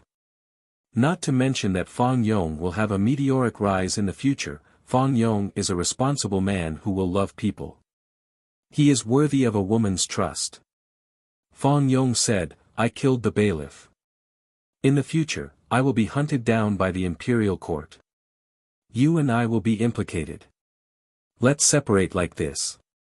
You can live a peaceful life." When Bai Yiqiao heard Fang Yong say that he killed the bailiff, she was stunned for a moment. She didn't care at all and said, "I'm not afraid of suffering. Fang Yong, don't leave me." Knowing that Fang Yong would have a meteoric rise and kill the bailiff, then Fang Yong would join the army. Bai Yiqiao said to Fang Yong, "There is some money in the box in the wardrobe. Take it." Seeing Bai Yiqiao like this, Fang Yong felt a little powerless and said, "I can't tolerate betrayal." Fang Yong could tolerate everything, but he couldn't tolerate Bai Yiqiao's betrayal and what Bai Yiqiao did in private. Li Guzi said that Bai Yiqiao spent money to hire people to destroy people's innocence. Fang Yong couldn't figure out why Bai Yiqiao wanted to deal with Chen Ermiai. He felt that she was hostile to Chen Ermiai, but where did this hostility come from? It was very inexplicable. Bai Yiqiao cried and said, "Fang Yong, I really didn't betray you. You have to believe me." Bai Yiqiao kept saying that she wanted Fang Yong to believe her. Fang Yong rubbed his eyebrows and said, "Have a good rest. So you believe me?" "Fang Yong, thank you." Bai Yiqiao smiled through her tears. "What I want is to be happy with you for the rest of my life. How can I be involved with a person like Li Guzi?" Fang Yong didn't speak. In the middle of the night, Fang Yong left the divorce letter on the table and left with his mother in the dark. Chapter 890. The next morning, when Bai Yiqiao woke up, the courtyard was quiet. There was no movement at all. She turned over with difficulty and saw the divorce letter on the table. Bai Yiqiao had a bad premonition in her heart. She got up from the bed with difficulty. Her abdomen was in pain when she moved. Bai Yiqiao covered her stomach and got out of bed. She walked to the table and picked up the paper on the table. It was the divorce letter that Fang Yong gave her last night. Fang Yong put it away. She thought that Fang Yong had changed his mind, but now it appeared again. Bai Yiqiao opened the wardrobe. Fang Yong's clothes were gone. Bai Yiqiao hurriedly opened the door and shouted, "Fang Yong, Fang Yong." Bai Yiqiao searched room by room, but she couldn't find Fang Yong. Even Fang Yong's mother was gone. Bai Yiqiao sat on the ground in a daze. She covered her mouth and cried. This is the house. This is the home of the traitor Fang Yong. The voice of someone talking came from outside the courtyard, followed by the sound of knocking on the door. The courtyard door was violently smashed open. More than a dozen yamen runners in uniform saw Bai Yiqiao squatting on the ground and asked, "Where did Fang Yong go?" Bai Yiqiao was holding the divorce letter in her hand. When she heard the words of the yamen runner, her expression was blank. Where did he go? Bai Yiqiao was angry, panicked and unworthy. She had paid so much for Fang Yong. Fang Yong threw down the divorce letter and disappeared. Search. The yamen runner said directly. More than a dozen yamen runners rummaged around the room. Finally, they found a few hundred taels of silver in Bai Yiqiao's box. More than a dozen yamen runners were like injected with chicken blood. They didn't expect that this trip would have such a harvest. Bai Yiqiao now only felt disheartened. She didn't think about anything and didn't care about anything. Even if the banknotes were taken away, her expression was wooden. She thought that she had done so much for Fang Yong, but Fang Yong was merciless. He was so cruel that he only left a divorce letter and disappeared. This Fang Yong scolded her and beat her, making her feel more pain. The yamen runner took the banknotes. The leader said, "This is the remnant of the traitor. Arrest her." The two yamen runners took Bai Yiqiao away without pity.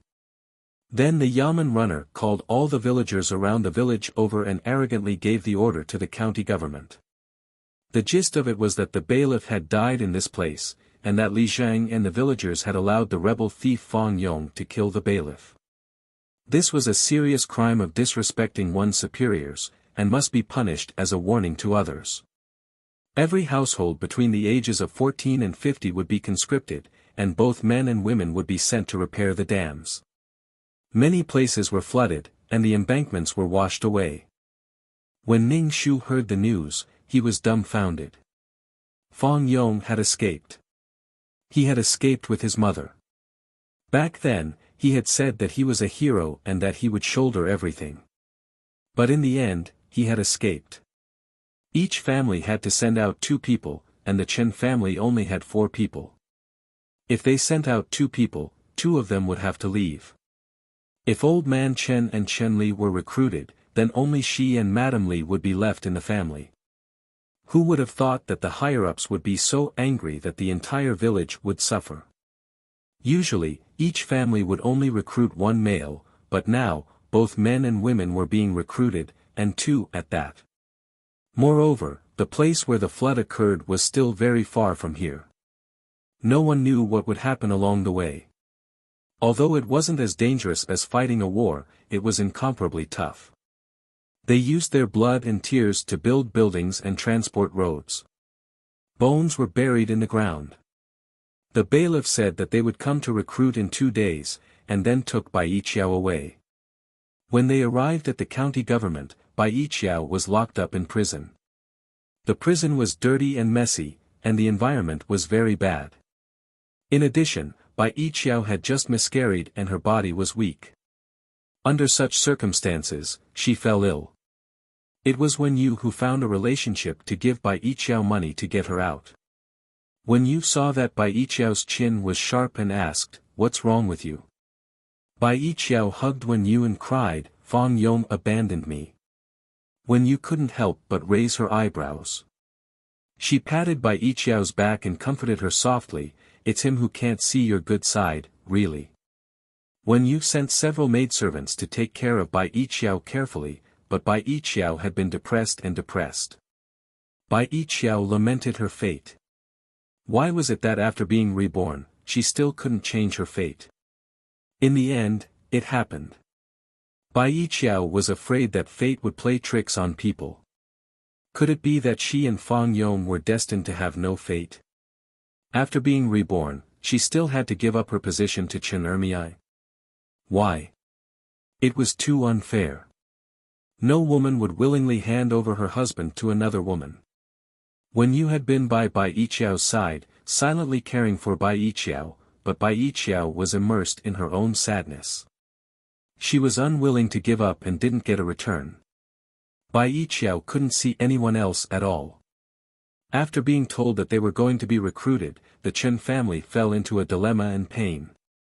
Alas, what should we do? Father Chen seemed to have aged 10 years in an instant. Madame Li didn't say a word and silently wiped her tears. "Since it's a recruitment, I must go," Chen Li said. Ning Shu sighed in her heart. After doing so many tasks, this time she was actually going to be recruited. This was the first time in her life. "I'll go with my brother," Ning Shu said. She already had a plan in her heart. "The two children are not by my side." Madame Li suddenly cried. Father Chen's face trembled and his eyes were red. He bit his cheeks tightly and didn't speak. "Mother, sew 2 men's clothes for me. It's inconvenient to wear a skirt." Ning Shu said to Madame Li. Madame Li wiped her tears and took out a needle, thread, and cloth to make clothes for Ning Shu. She didn't even measure Ning Shu's body and began to make clothes. "It's too rushed. If I had known earlier, I would have made 2 pairs of shoes for you and your brother." Madame Li threaded the needle and kept wiping her tears. Father Chen bit his cheeks and said, "I'll go with second sister. Chen Li stays at home. Chen Li hasn't given birth to the Chen family yet." Ning Shu, in this world, adults can't protect themselves. How can fragile babies survive?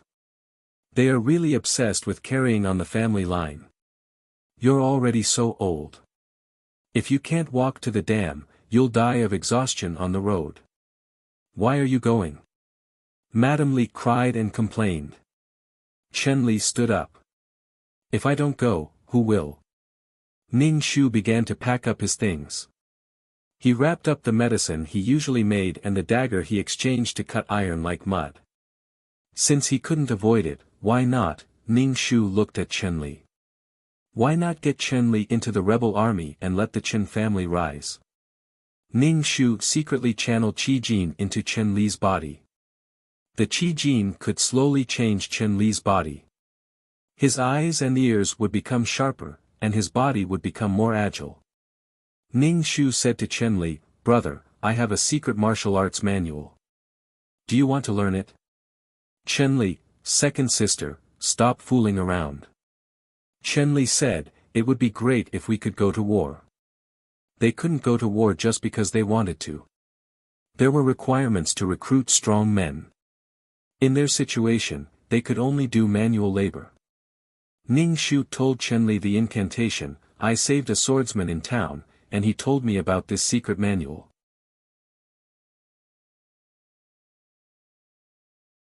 Chapter 891.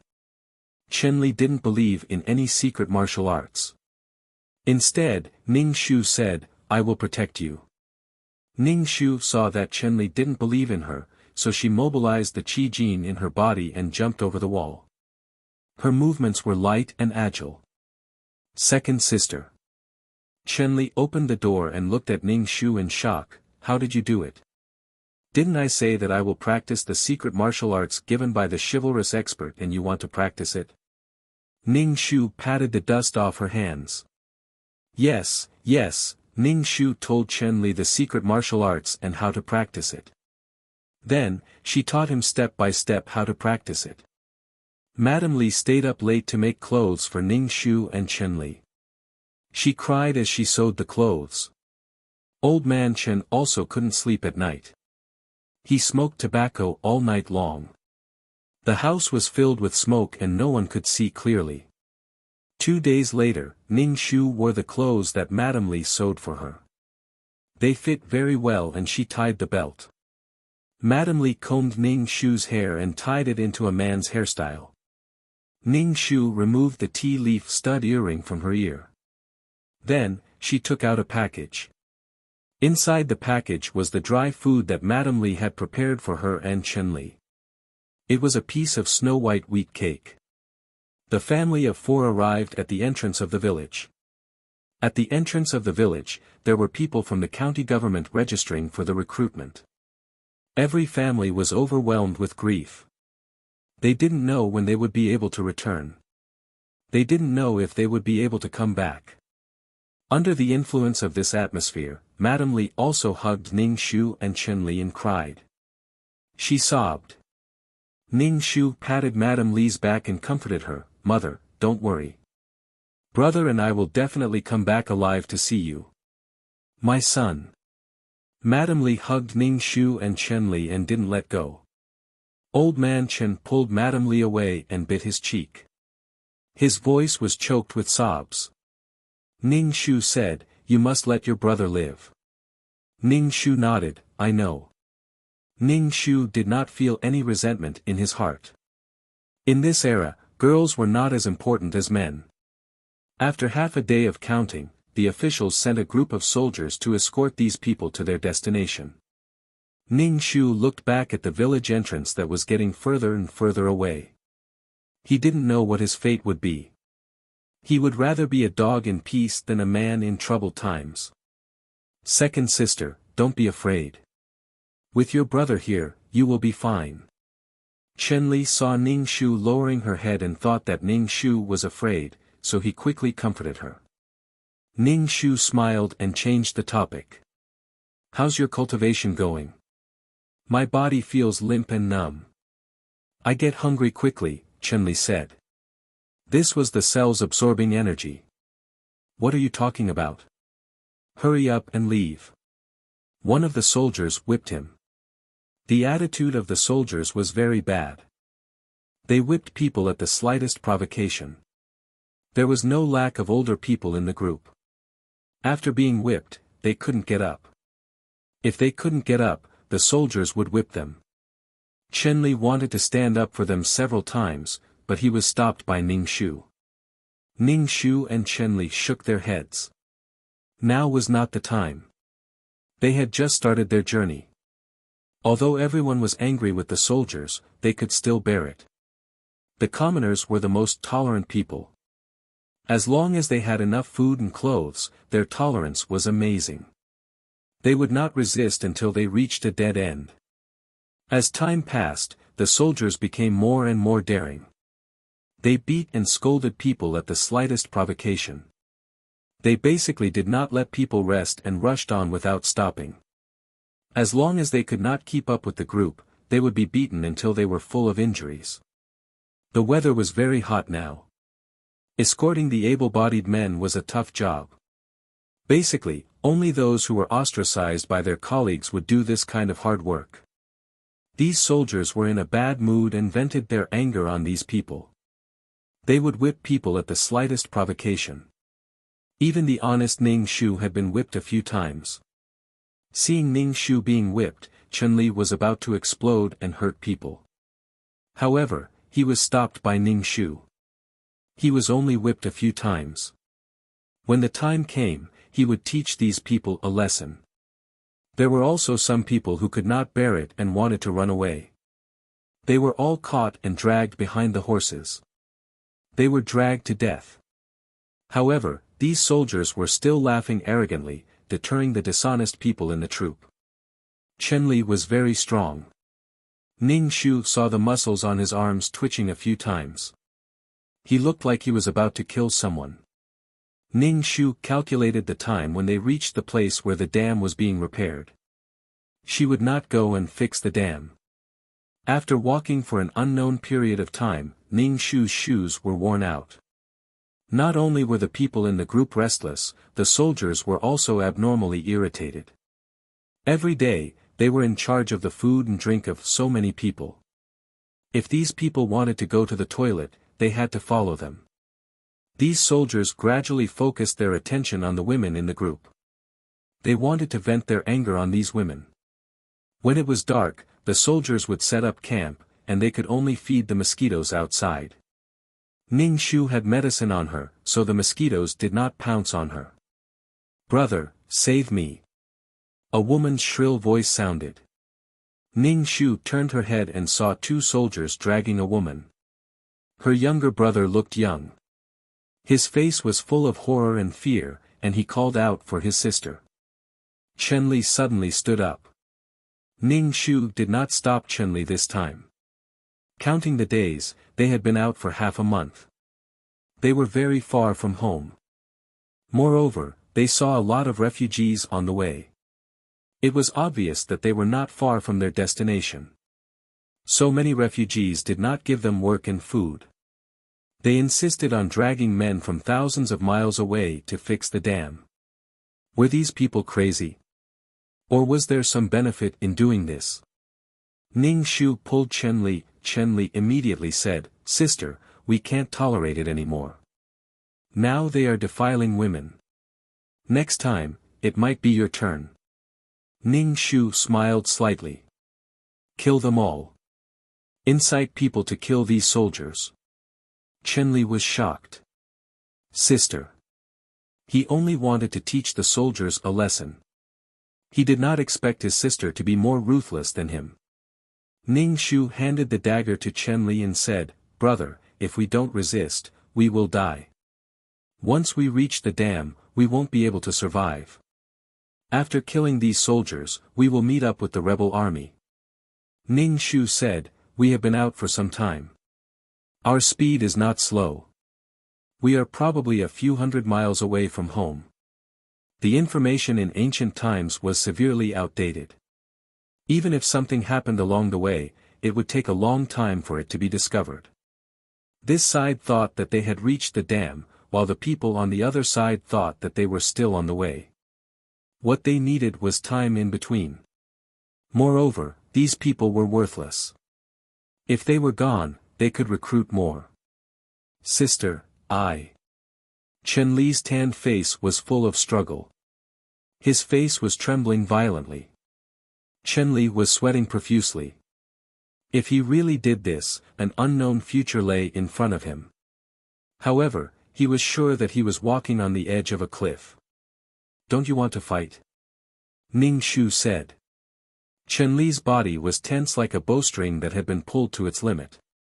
He said in a low voice, "But this is rebellion." Ning Shu said, "The current imperial court is like a tree that has been eaten by termites. No matter what, it cannot escape the fate of destruction. Now that order is in chaos, there can be no construction without destruction. It is time to overthrow and re-establish order."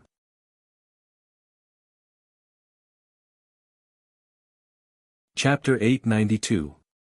Chenli was a true ancient person. He lived in a feudal society where the emperor was the sky, so he did not dare to rebel. Even if the soldiers went overboard, he only wanted to teach them a lesson. Chenli felt guilty when he actually rebelled. Ning Shu had experienced many worlds, so he was more indifferent. It was normal for history to change, and the new to replace the old was the rule of the heavens, the cycle of reincarnation. "Brother, you are just taking advantage of the situation. It has nothing to do with rebelling," Ning Shu said. "Chenli, don't try to scare me." While Chenli was hesitating, the woman who was caught by the soldier resisted violently. The soldier was very impatient. He pulled out his sword and stabbed it into the woman's abdomen, then kicked her away. The woman clutched her abdomen and fell to the ground. Blood flowed through the gaps of her fingers. "Sister, sister." The younger brother stumbled in front of the woman. "Sister, don't leave me. I'm scared." "Sister," the soldier laughed wildly. He did not care about the dead woman on the ground. He pulled another woman and threatened, "Serve me well, or you will end up like this person." The woman was in a daze. She panicked and asked the people around her for help. "Save me." Ning Shu walked in front of the soldier. When the soldier saw Ning Shu, he immediately touched his chin and laughed. "Why, you want to serve me in her place?" Ning Shu smiled and kicked the soldier's crotch. He used a lot of force. The man who was kicked groaned. His eyes rolled and he fell to the ground, foaming at the mouth. The soldier's body twitched twice and he died. It was so painful. Chen-Li, the people around were stunned. The other soldiers were furious. "Impudent, are you trying to rebel?" Chen-Li raised the shiny dagger in his hand and shouted, "Everyone, these ruthless officials are treating us like animals. They want to kill us and seize our lives. I'm afraid we will be killed by them before we reach the dam. Do you want to die like this? Women will be sullied by these animals. Impudent." The soldier pulled out his sword and wanted to kill Chen-Li. Chen-Li awkwardly dodged the attack and then used the dagger to slit the soldier's neck. Blood spurted out. Chen-Li's face was somewhat pale. However, his hands were stained with blood and a different feeling welled up in his heart. Chen-Li said loudly, "They are also human, they can also be killed. Give me back my sister's life." The young man pounced on the soldier. The chaos in the crowd was no longer something these soldiers could control. Along the way, everyone had accumulated too many emotions in their hearts. Even well-trained soldiers would mutiny and blow up the barracks, let alone the commoners who followed blindly. When some people resisted, the others followed suit. Coupled with the resentment in their hearts, they dealt heavy blows to these soldiers. In the end, a group of unarmed civilians actually killed more than 20 soldiers. Ning Shu just watched from the side. When these soldiers died, Ning Shu said, "Bury these people. We'll head north." The rebel army was heading in this direction. In the end, they crawled like a snail until they broke through the palace gates. When these people calmed down and realized what they had done, they were all scared out of their wits. Chen-Li said, "Let's meet up with the rebel army. We won't be able to go back. If we go back, we'll implicate our families." Everyone did not know what to do. When they saw someone standing up to make the decision, they were terrified and uneasy. They could only accept it. Everyone worked together to bury the soldiers. Ning Shu used soil to cover the bloodstains on the ground. It was dark now. Everyone sat on the ground with terrified expressions. Some people were crying softly. Chen-Li wiped the blood off the dagger and returned it to Ning Shu. "Where did you get this?" "I bought it. I ran to town when I had nothing to do and bought it for self-defense," Ning Shu said. "Brother, keep it." Chen-Li shook his head. "I have the soldiers' sabers." Chen-Li collected the sabers of the soldiers and distributed the dry rations of the soldiers and soldiers. After working for a while, Chen-Li sat beside Ning Shu. He pursed his lips and said, "Sister, must we meet up with the rebel army?" Ning Shu raised her eyebrows. "Can brother feed so many people?" Chen-Li instantly exclaimed with a helpless expression. Ning Shu meant to bring these people to meet up with the rebel army. The siblings also had some bargaining chips. Some things could not be resisted. The leader of the rebel army was the future emperor. Even Fang Yong, the male lead, did not become the emperor. Of course, Fang Yong's background could not be ruled out. With Chen-Li's simple mind, of course, he did not understand the difficulties. Feeding a group of people was enough to make Chen-Li cry bitterly. When they reached the rebel army, there would be people to worry about these things. The next day, Ning Shu and Chen-Li led the team north. Along the way, they did not attack any county yamen because a team like theirs did not have much fighting power. Someone in the team fell sick. Ning Shu had no choice but to take out the medicine he had prepared beforehand. When they passed by the town, Ning Shu took the money that old man Chen had given him to buy medicinal herbs. Now that it was a chaotic world, food and medicinal herbs were in high demand. They were very expensive and might not be available. Ning Shu, who really had no money, ran to the door of a rich family to promote his jade face mask. Chen Li wanted to rob the rich to help the poor. Ning Shu shook his head. Once the authorities were alerted, they would all die. Their group was already very conspicuous. Chen Li, who had no choice, actually led the team's strong men to carry the sandbags. Ning Shu, fuck, why was her mission so difficult? Chen Ermei married Fong Yong and also fled for her life. Now, she was still like this. Stumbling along the way, although it was difficult, at least there was no one to torture them. They could still get through it. Ning Shu finally saw the fluttering flag. Although the flag was old, it was rustling in the wind, carrying an indescribable power. We're here. Ning Shu said happily. Chen Li let out a heavy breath. This period of time could be said to be the most confused period of his life. From a person who only knew how to follow behind his father to farm, he had to worry about the entire team's livelihood and coordinate all kinds of sudden problems in the team. If the team was tired, he had to be responsible for the chicken blood and be careful of the instructor. If it wasn't for his sister by his side, Chen Li felt that he couldn't suppress these people. Now that they had arrived at the rebel army's territory, Chen Li immediately understood what his sister meant. After joining the rebel army, they would let others worry about these things. They would be responsible for fighting and sieging the city. Ning Shu and Chen Li sat on the backs of the two remaining horses. Ning Shu patted the dust off his body, turned his head and said, "Cheer up. Now that we're here, our fate might change drastically." Everyone began to tidy up their clothes, tidy their hair, and straighten their chests to accept their fate. However, there was an unconcealable fear and uneasiness between their brows. If they had a choice, no one would be willing to live such an uncertain life.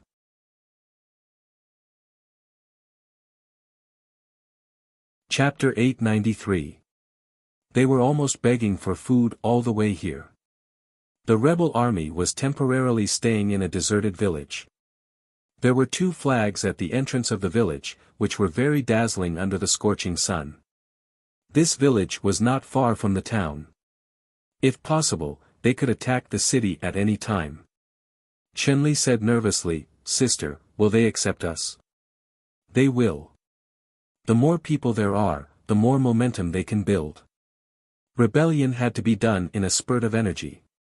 A small fight would not be successful. "Who are you people?" Someone at the entrance of the village shouted at them. Chen Li cupped his hands and shouted, "We are refugees. Because we killed soldiers, we are here to seek refuge with the general."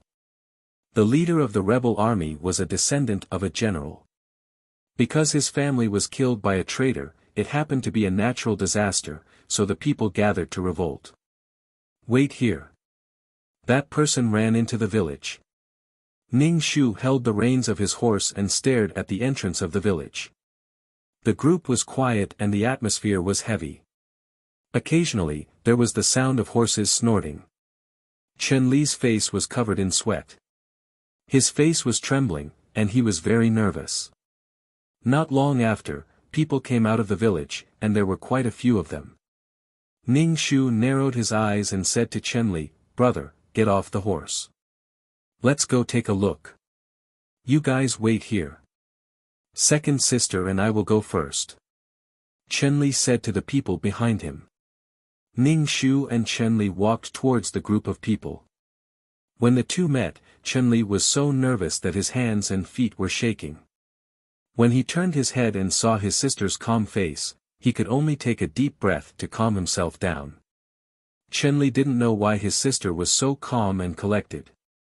She didn't seem to have any trouble doing anything, unlike him who was in a flurry. Ning Shu cupped his hands and Chen Li hurriedly did the same. "Greetings, General Liu," Ning Shu said. General Liu, the leader of the rebel army, asked curiously, "How do you know my surname is Liu? Who in the world doesn't know you?" Ning Shu flattered. General Liu could not help but laugh as he shook his head. "These words, I'm afraid they're all calling me a traitor." He had a valiant appearance. Because he came from a general's family, his body was well built. He wore coarse hemp clothes and straw sandals. He didn't look like the supreme commander of an army. Ning Shu shook his head. Who was she trying to impress by dressing like this? Sometimes, if she overdid it, it would backfire. Do you want to show that you share the suffering of the people? Of course, Ning Shu wouldn't say such a thing. General Liu, this is my brother Chen Li. This team is led by my brother and this little girl. Ning Shu introduced Chen Li to General Liu. Chen Li hurriedly cupped his hands. "This humble one greets General Liu." "Good, good." General Liu laughed heartily. "From now on, we'll be a family here. We don't need guests. We'll work together to survive in this chaotic world." "Yes." Ning Shu watched from the side. General Liu's expression was somewhat conflicted. His smile was mixed with worry. Clearly, he was worried about the problem of food and livelihood. "Second sister, should I go call them over?" Chen Li asked Ning Shu. Ning Shu nodded and agreed. General Liu raised his eyebrows and said ambiguously, "You're in charge of this team?" Ning Shu shook his head. "I'm basking in my brother's glory." General Liu only smiled and did not say anything. He turned his head and said to the person beside him, "Give them a place to live." "Yes, General." General Liu's guard said respectfully. Ning Shu and Chen Li led a group of people into the village. There were men and women, old and young in the village. These were the family members of the soldiers. When necessary, these family members were also a fighting force. In this chaotic world, being able to stay with family members was an extravagant hope. Being able to feed a family was even more difficult. With family members, they could be hostages, and they could make the soldiers unswervingly loyal. After all, he was born in a family of soldiers. He was quite good at guessing people's thoughts. The guard led Ning Shu to the place where he lived. Chen Li carefully wormed his way into being friends with the guard. Ning Shu tugged at the corner of Chen Li's clothes. Chen Li turned his head to look at Ning Shu. Ning Shu shook his head. Chen Li stopped talking. The guard glanced at Ning Shu and said, "This is where you will live." This row of houses was relatively old and there was trash everywhere. Ning Shu even smelled the smell of toilets. There was also filth around. Clearly, it was the feces of some children. Chen Li frowned. He wanted to ask the guard if there was a slightly better room. Chen Li was somewhat unhappy. They had come a long way to seek refuge. At the entrance of the village, they said that they were family. But now, they were given such a place to live. Chen Li was just about to open his mouth when Ning Shu stood in front of Chen Li and said, "Thank you, sir." "You can just call me Guard Zhou," said Guard Zhou. "All right. Please help me thank the general for giving us a place to live," said Ning Shu. Guard Zhou and Ning Shu exchanged a few polite words before leaving. Once Guard Zhou left, Chen Li asked, "Why can't we ask for a better place? We are new here. What qualifications do we have to ask for a better place? We don't have any merits. Moreover, the other party doesn't seem to trust us. They might even suspect that there are spies in our group," Ning Shu said indifferently. "We are all poor commoners." "There are no spies," Chen Li retorted. Ning Shu looked around and said indifferently, "But others don't believe us. Clean up the surroundings." Ning Shu and the others said, "This is where we will settle down in the future. Our future is unknown. Perhaps we will have glory and wealth. Perhaps we will be buried in the battlefield. If anyone wants to leave now, I will not stop them. The nearly 200 people in the group looked at each other and discussed in low voices. No one wanted to leave because they had killed soldiers and were criminals of the imperial court. If they went out without food, they would die. All right. No one wants to leave. Clean up the rooms now, Ning Shu said. The crowd dispersed. Ning Shu picked up the hoe at the foot of the wall and dug a hole to bury the feces. There were flies everywhere. Ning Shu took out some medicinal powder and sprinkled some in every room. Chen Li led these people to work. Ning Shu said to Chen Li, I will look around. All right. Be careful. Bring the dagger with you, said Chen Li. Ning Shu nodded and went around to check the situation in the barracks. None of the people here wore armor. They were all dressed in coarse hemp clothes. Some of them were even naked, revealing their tanned arms. When they were not attacking the city, these people were lying in their homes or sitting under the shade of trees. They did not look like an army at all. However, it was understandable. After all, the military's physical training required a large amount of energy. In this place, food was scarce. They could not even fill their stomachs. Such a troop, carrying hoes and sickles, without horses or armor, was able to defeat the regular army of the imperial court. It was as if the gods were helping them. However, it also showed how rotten the imperial court was.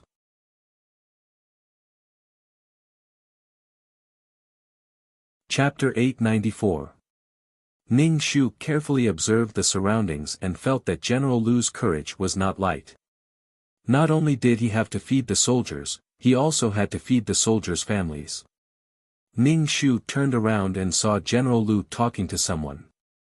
Ning Shu tilted his head and suddenly laughed. What a coincidence, an acquaintance, Fong Yong Simida. Fong Yong was talking to General Lu when he felt someone looking at him. He glanced around and stopped. General Lu turned to look at Ning Shu and said with a smile, this is someone who just joined the army today. Sister Chen. General Lu called out to Ning Shu. Ning Shu walked over and cupped his hands to General Lu, General Lu. Then he said to Fong Yong, what a coincidence. After not seeing him for a while, Fong Yong's murderous aura was strong. It was obvious that he had been on the battlefield and probably killed a lot of people. Fong Yong's expression was surprised. He looked at Ning Shu who was dressed in men's clothing and asked, why are you here? Ning Shu smiled, well, after you left, the village was conscripted. Then we killed the soldiers on the way and then we appeared here. Fong Yong froze for a moment, I still implicated you. Ning Shu nodded. That was true. You are people from the same village. General Lu was surprised, this is fate. Hee, I'm afraid it's an ill-fated relationship. Ning Shu said a few words and turned to leave. He stopped someone and asked about Fong Yong. Fong Yong was already a little famous here. His martial arts were good and his archery skills were perfect. He already had some people under him. Ning Shu replied with an "Oh." Fong Yong was starting to rise.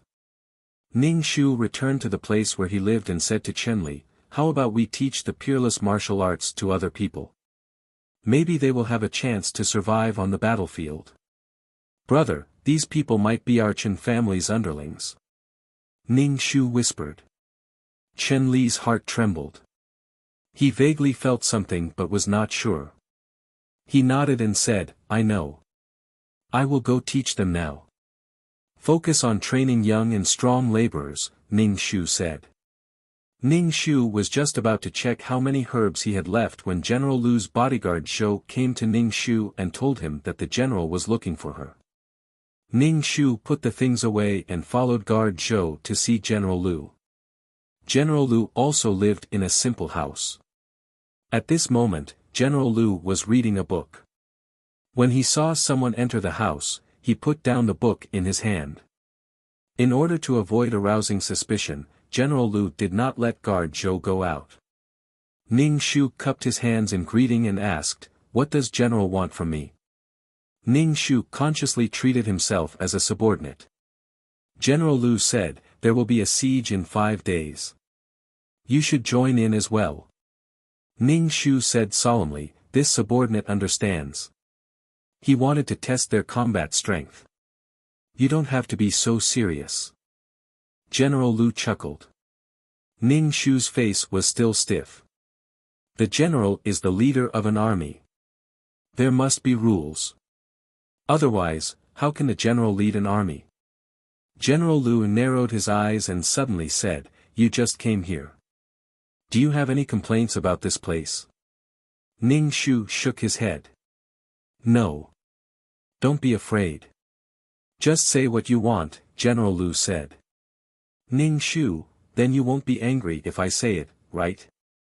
Ning Shu said. "Just say what you want," General Lu said with a seemingly angry face. First. Ning Shu looked General Lu up and down. His gaze stopped at the straw sandals that exposed his feet. Being stared at by a woman like this, General Lu shrunk his feet a little uncomfortably. He coughed and interrupted Ning Shu's gaze. "General, do you only have this set of clothes? Don't you have a pair of shoes that can cover your feet?" Ning Shu asked. "I do. It's slightly better than this set of clothes," General Lu said a little embarrassedly. "But everyone is dressed like this. I can't wear anything special." Ning Shu was expressionless. He couldn't help but complain in his heart. At the end of the day, this person was still stuck in the style of a general. Loving his soldiers like his children was what a general should do. But he was now the leader of an army. There was no one above him to suppress him. He had to establish a supreme image, and not this image. "General, everyone follows you.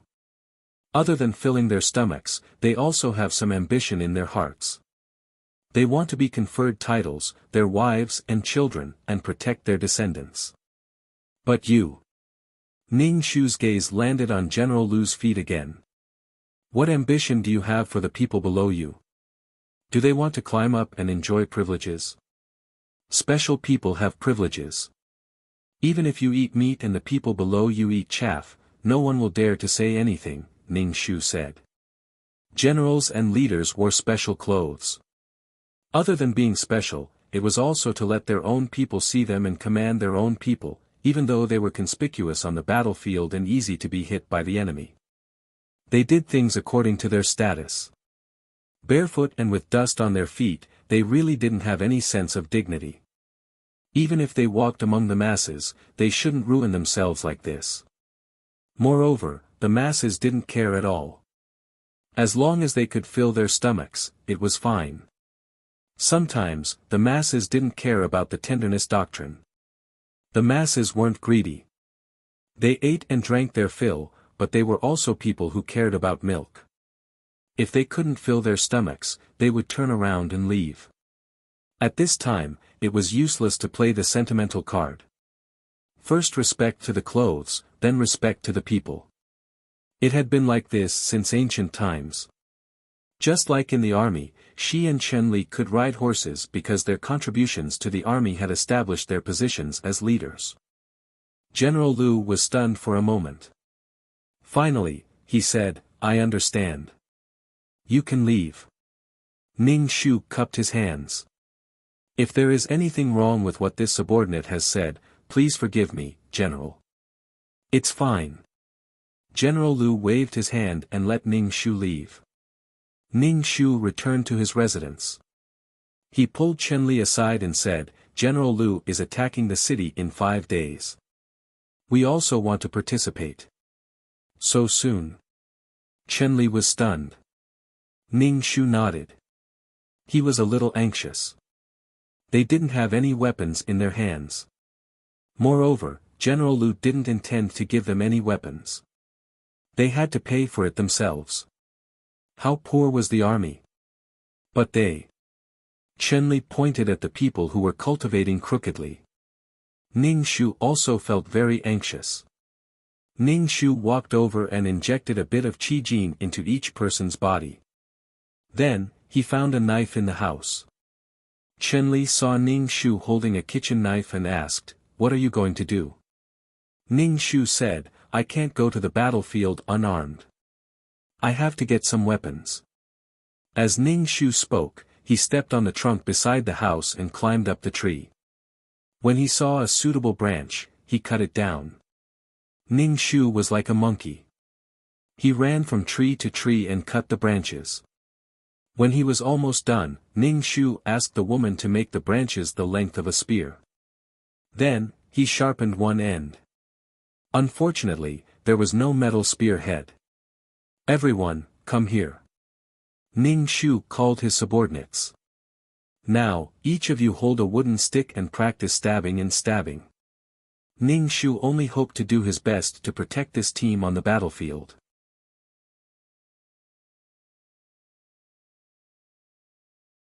Chapter 895. Ning Shu held the wooden stick and stabbed it into the scarecrow's neck. He said, "There's no need for any fancy moves. Just stab the neck and eyes. Stab wherever the vital parts are. Don't stab the chest. With the sternum protecting it, the wooden spear might get stuck." Ning Shu said loudly and then gave the wooden spear in his hand to Chen Li. Chen Li held the wooden spear and bit his cheeks. The muscles on his face trembled as he stabbed the scarecrow. Ning Shu watched these people train. He went into the house to get herbs. He would definitely be injured on the battlefield. After training for an entire afternoon, someone came to deliver food in the evening. It was a coarse bread mixed with yellow vegetable leaves. Then the bread was mixed with cold water. Ning Shu ate the bread. It was so hard that he almost broke his teeth. Moreover, when he swallowed it, it was very painful. Ning Shu hurriedly drank some water and swallowed the cornbread that was stuck in her throat. What kind of life is this? Why is it so difficult to turn the tide of life? After 2 days of such food, the people below were somewhat dissatisfied.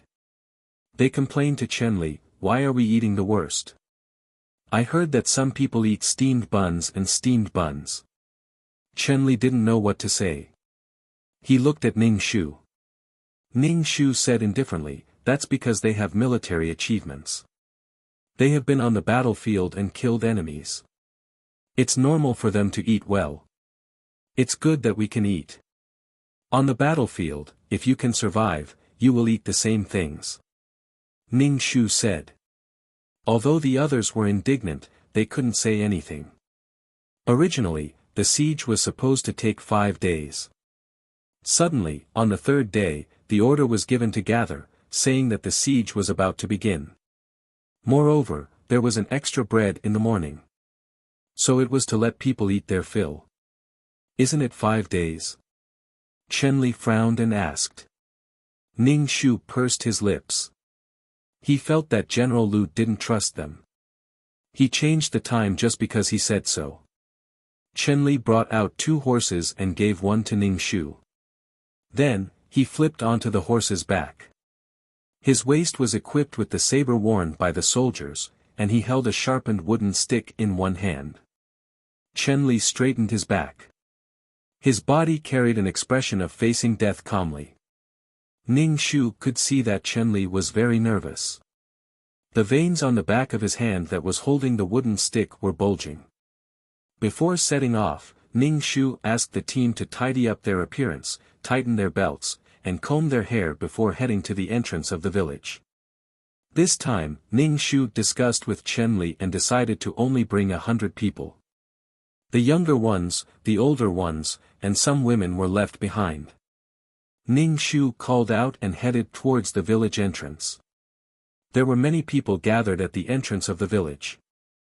When Ning Shu saw the entrance, he almost choked on his saliva. Were they going to attack the city? Those who had hoes, and those who had rakes. All of them were farmers. Even the nervous Chen Li was speechless when he saw this scene. He wasn't as nervous as before.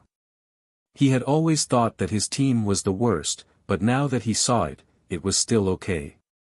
Although they were holding hoes and weren't wearing armor, their formation was still quite good. Ning Shu urged his horse over and saluted General Lu with cupped fists. Today's General Lu made people's eyes light up. He was wearing a silver armor, and the red tassels on his helmet were like fire under the sun. The beard on his face was shaved clean. His face that used to be gray was now clean. He was born in a family of generals, and his facial features were handsome. He stood on the high platform, surrounded by fluttering flags, which made him look dignified and noble. Chen Li's eyes were filled with respect and awe. Seeing General Lu like this, many people held their breaths. It was easier to create a noble image than to be close to the people. Moreover, it wasn't so tiring. All he had to do was act cool. People liked this even more. Ning Shu turned his head and saw that the leaders of the army were all riding horses. Fang Yong was also riding a horse, and there was a group of soldiers behind him. Fang Yong turned his head and glanced at Ning Shu and Chen Li. Looking at the group behind Ning Shu, there were many familiar faces. They were even people from the same village. Fang Yong didn't expect this brother and sister to pull the people from the village over. They had soldiers in their hands as soon as they arrived, unlike him, who had to climb up step by step. Fang Yong held the reins in one hand and a large bow in the other. He suddenly said, "Women can also go to the battlefield." Chen Li frowned. He didn't expect that the first person to question was an acquaintance from the village. He said, "Why can't women go to the battlefield? My sister's courage and strength don't lose to men." Chen Li, "I'm just saying that swords and blades have no eyes on the battlefield. It's not safe for a woman to go. She should stay and manage the camp." Fang Yong said, "I don't want a woman in the army to be used by the enemy to attack and mock us." When Fang Yong said this, many people frowned.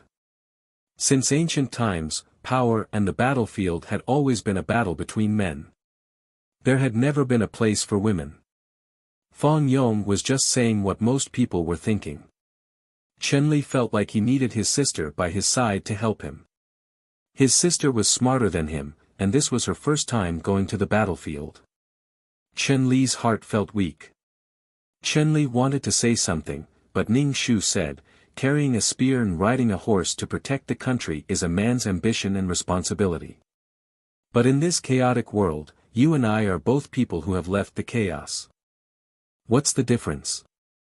Who knows, you might not even see the sun tomorrow. You still have time to think about this." Ning Shu almost rolled his eyes. Fang Yong squinted his eyes and didn't say anything. On the platform, General Lu said, "Let's go."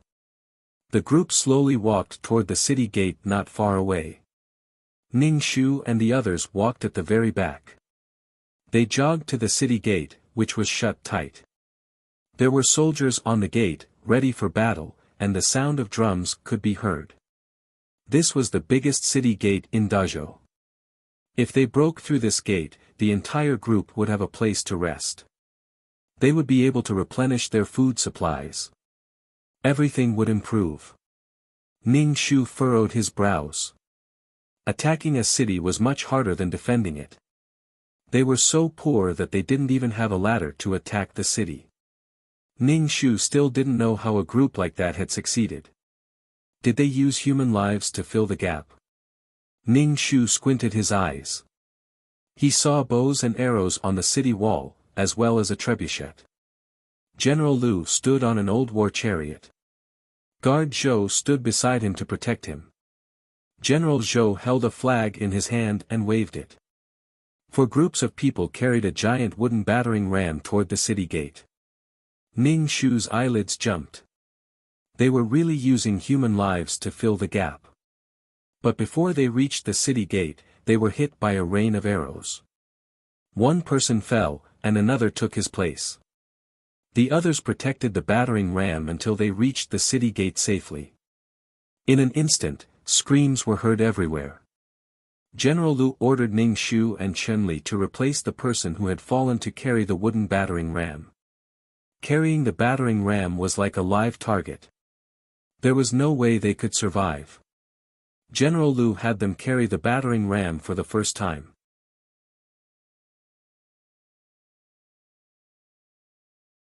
Chapter 896. Sister. Shenli frowned. If this is really the case, their team might not be able to return today. Ning Shu bit her lips. If they don't do something, they won't be able to stand. All of the great achievements were built with piles of bones. Fang Yong pulled the bowstring. His aim was very accurate. He killed the archers on the city wall in an instant. The bowstring in his hand was probably very heavy. Ning Shu used her saber to cut the arrows that were shot at her. Many people in the team were injured. Thanks to the peerless martial arts, only a few of them were injured and died on the spot. With a clang, the wooden battering ram fell to the ground. Ning Shu waved her hand and more than 10 people followed behind Ning Shu. Ning Shu grabbed the rope of the wooden battering ram and tied her body to her shoulder.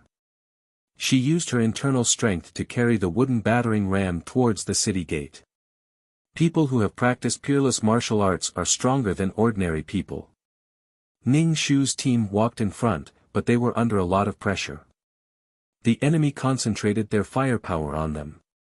Ning Shu watched her men fall. Her heart was bleeding. Suddenly, she felt her hair stand on end. She turned her head and saw an arrow flying towards her face. Ning Shu held her saber in her hand. She was about to use her saber to cut the arrow when another arrow suddenly flew over and shot it away. Ning Shu did not hesitate. She used all her strength to rush towards the city gate. She heard the whistling sound of arrows flying past her ears.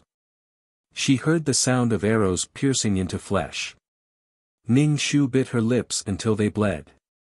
She used all of her internal strength. She groaned from her throat and carried the wooden battering ram forward. The distance between them was like a natural chasm. Chen Li, in order to protect her, was injured. General, it seems that today's siege will be a little difficult. Zhou Wei said to General Lu. General Lu frowned. If we continue in one spurt of energy, I'm afraid that the next time we come, we will be afraid. Now that we are in a killing frenzy, we don't know what fear is. Let's wait a little longer. Ning Shu struggled to lift the wooden plank and pay attention to the arrows. With great difficulty, they finally reached the city gate.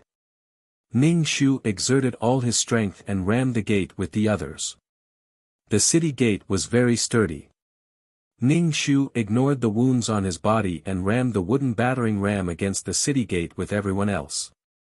The rebounding force of the wooden battering ram caused Ning Shu's internal organs to hurt. Fortunately, the city gate was finally opened. The moment the city gate was opened, the morale of the rebel army was immediately boosted. They cheered and rushed towards the city gate. As soon as the city gate was pushed open, many armored soldiers rushed out and killed the soldiers who didn't even have the time to be happy. Ning Shu held a knife in his hand. He wasn't afraid of killing people, but he was afraid that he wouldn't be able to kill them. Ning Shu held a wooden stick and stabbed it towards the opponent's eyes and throat. The person who was stabbed instantly stopped breathing. Seeing that the leader was calm, the others also held up wooden sticks to defend themselves. Although they were clumsy, they could still kill 1 or 2 people. When the city gate was opened, a large group of people with hoes and rakes surged over like a flood. Without any deliberate training, they used hoes and rakes to fight randomly, killing the old master with random punches. The troops surged into the city. How could they fight without any order? This chaos was probably only temporary. When there were enough resources, it would definitely be more than this. General Lu brought Ning Shu, Chen Li, Fang Yong, and a few other commanders to the magistrate's office. General Lu held a silver spear in his hand and directly killed the soldiers. He slowly walked towards the fat official dressed in official clothes. The official was so frightened that he wet his pants and fell to the ground. He begged for mercy, "Don't kill me. I have a lot of money and food. General Lu said calmly, where is it? The official's eyes darted around. General Lu raised his spear and the official immediately said, in the pickled vegetable jar in the courtyard. It's buried underground. Where's the food? General Lu asked. Food. I sold all the food to the grain merchants in the city, the official immediately said when he saw the spear pointed at him. The official thought that the other party would let him go, but in the next moment, General Lu pierced his body with his silver spear. Drag him to the magistrate's office and bury him. General Lu pulled out his spear and wiped it clean. Next was to settle the casualties. Ning Shu first treated Chen Li's wounds. The arrowhead was still in the flesh. Ning Shu used a dagger to pick out the arrowhead, then sprinkled medicinal powder on it and bandaged it. Chen Li was in so much pain that his tanned face turned pale. Because he used too much strength, Ning Shu's limbs and body were sore and weak. However, these soldiers were waiting for him to save their lives. Ning Shu grabbed handfuls of medicinal powder and pressed it on their wounds. You know medicine? General Lu asked in surprise when he saw Ning Shu treat people's wounds. Ning Shu wiped the sweat on his head. A little. You should have told me earlier that you know medicine, Ning Shu. You're not going to let me carry the battering ram? After all, they were all people who wanted to do great things. Their hearts were as hard as steel. General Lu might look gentle, but he wouldn't even blink if he sent people to their deaths. What medicine do you need? I just found a batch of medicine from the magistrate's office. You can tell me what you need. General Lu left in a hurry. After settling down, Ning Shu was so tired that she couldn't even lift her hands. She said to Chen Li, brother, I'm going to rest for a while. Ning Shu leaned against the wall and closed her eyes to rest. When she woke up, Chen Li was by her side. She was wearing Chen Li's clothes. Ning Shu moved her body. Her entire body was sore. Ning Shu asked, how many people died this time? 30. Sigh. Chen Li said. His face was pale because of the blood loss. We can only train harder, Ning Shu said. War was a meat grinder. Needless to say, it was cruel. General Lu's team is going to stay in Dazhou for a while, Chen Li said. He said he wants to develop Dazhou as the capital. This was taking control of the land. He took control of Dazhou and then gradually took over the land around it. This was good. Carrying hoes and rakes all the time wouldn't go far. They had to be disciplined. General Lu said that when we settle down, he'll reward us, Chen Li said. Speaking of which, we're pretty lucky. We're in a big battle the moment we arrive. Ning Shu understood. No wonder General Lu wanted them to do something as dangerous as carrying the battering ram to show their loyalty. General Lu and the others have already gone to hunt down the deserters, Chen Li said. I can't go because I'm injured. If you don't want to go, then don't. It doesn't matter if the merit is small. There's still plenty of time. Ning Shu didn't mind. They had just arrived and weren't familiar with the land. It wasn't good to be in the limelight. Dazhou was just a small place. There would be more battles in the future. The next morning, the people who went to hunt down the deserters returned. Breakfast was a big steamed bun with meat. The whole army ate that. Since leaving home, this was the first time Ning Shu had eaten such good food. Eating it mixed with meat soup, the taste was extraordinarily good. Ning Shu only ate one steamed bun and gave the other to Chen Li. She had eaten the fasting pill, so she wasn't hungry at all. She ate a little symbolically. To be able to live without eating was practically a monster. You eat. Chen Li didn't take it. He said, you've lost weight. Eat more. I'm full. You eat.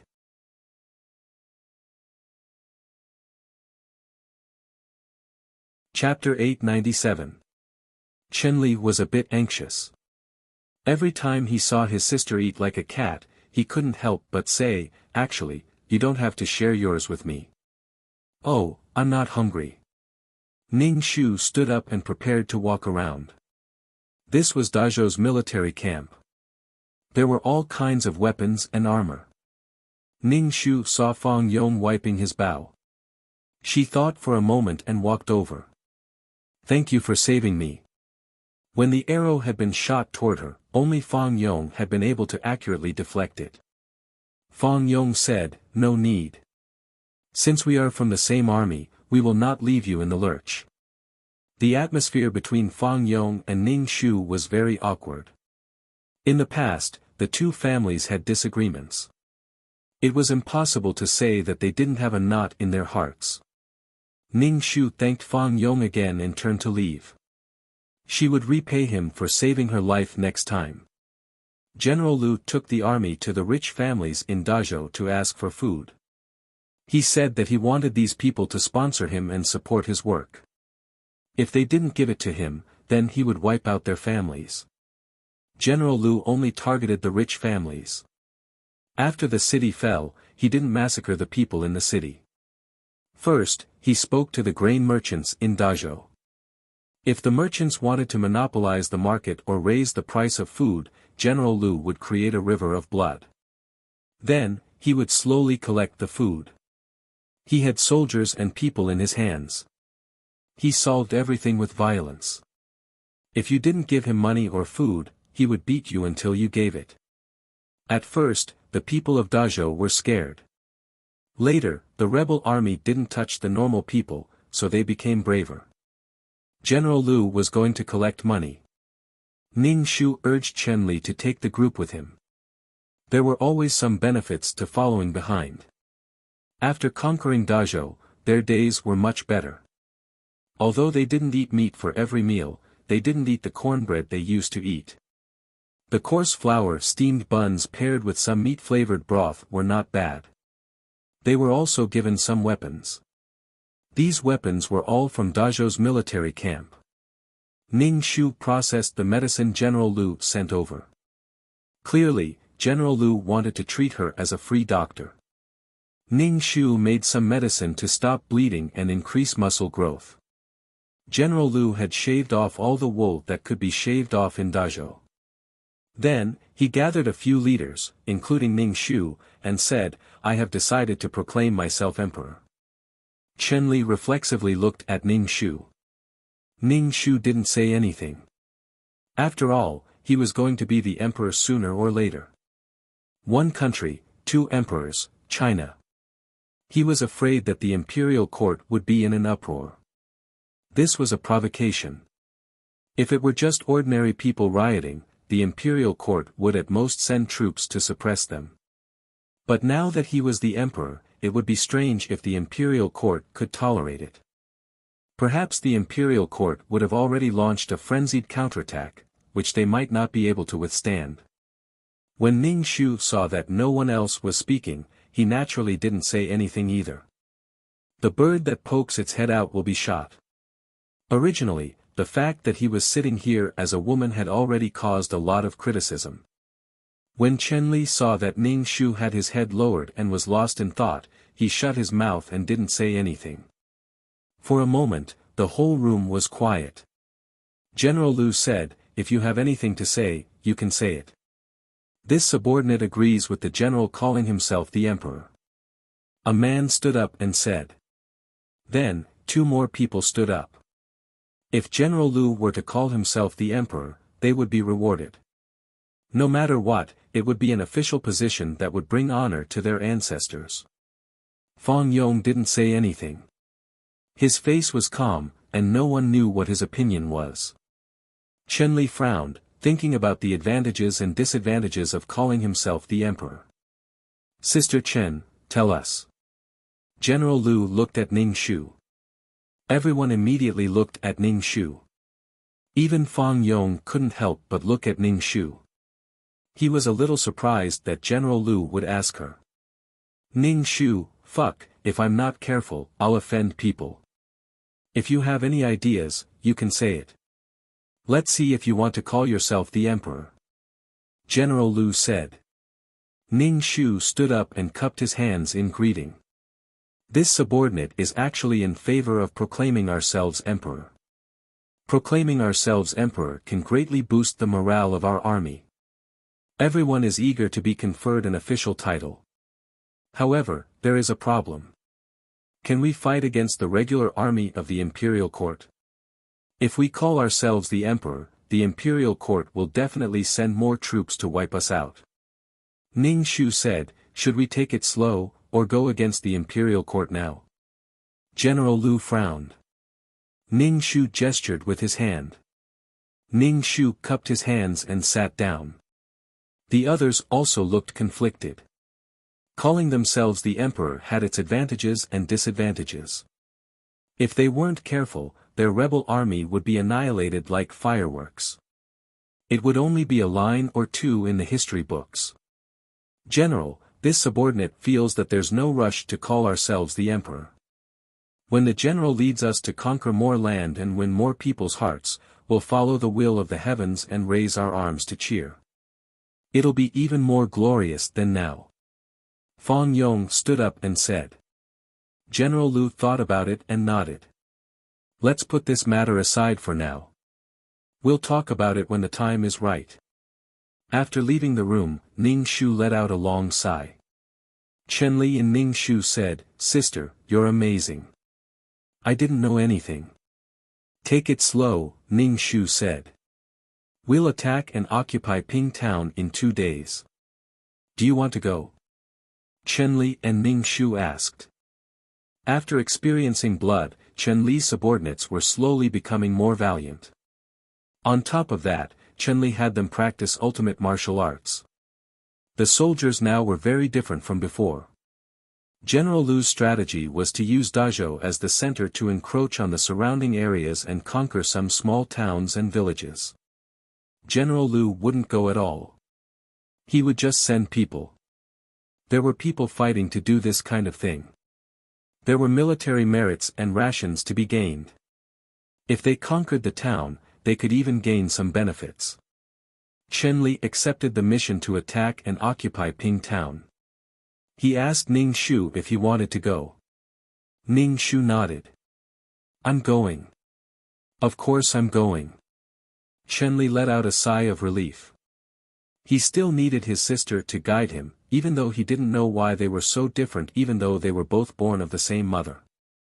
The next morning, Ning Shu and Chen Li put on their armor and mounted their horses. Behind them was a team of nearly 200 people. One person carried a large flag and looked quite impressive. Chen Li shouted, "Let's go," and headed towards Ping Town. When the team arrived at the city gates, they encountered a group of people who were in a panic. They were carrying a person on a stretcher. What's wrong? Chen Li asked. Centurion Fang was shot by an arrow, a soldier said. Ning Shu was a little surprised. With Fang Yong's abilities, he could still be shot by an arrow. Ning Shu got off his horse and saw that Fang Yong was unconscious on the stretcher. An arrow had pierced through Fang Yong's chest and he was bleeding profusely. Put it down. Let me take a look. Ning Shu took out medicine and a dagger from his bag. Madam Chen, this arrow has a barb, the soldier said. They didn't dare to move. Ning Shu pursed his lips. The tip of the arrow had a barb. If he pulled it out forcefully, it might even damage the person's meridians. An ordinary person wouldn't be able to survive.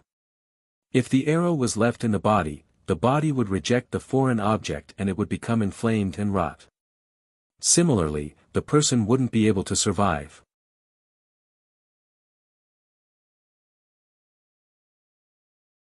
Chapter 898. How did he end up like this? Chen Li asked.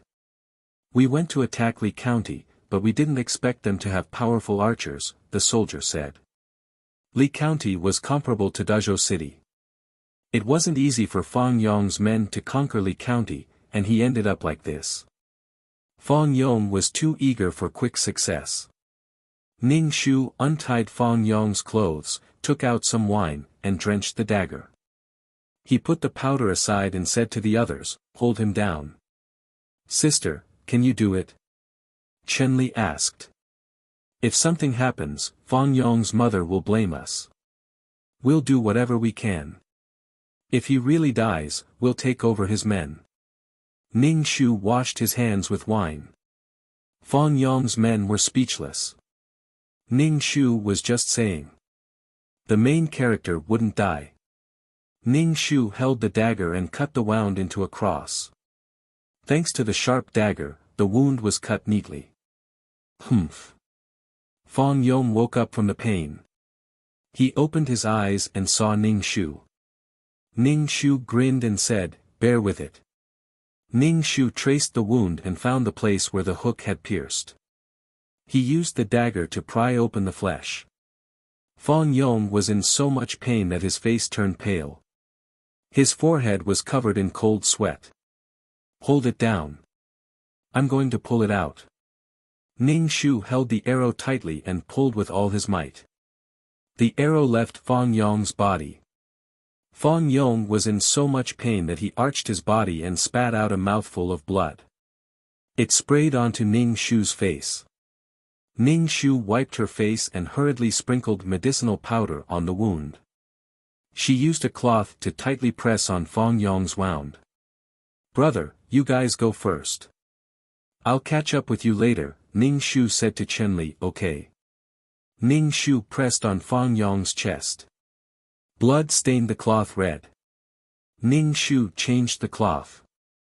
When the bleeding was not so serious, Ning Shu began to thread the needle and suture Fang Yong's wound under the horrified gazes of the others. Fang Yong was quite strong-willed. He hadn't fainted yet. His tired eyes looked at Ning Shu as if he was sewing clothes.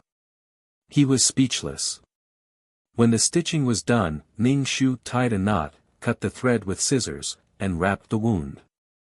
"Don't let the wound come into contact with water, and change the bandages frequently." Ning Shu put away his tools, slung them over his shoulder, and mounted his horse to chase after Chenli.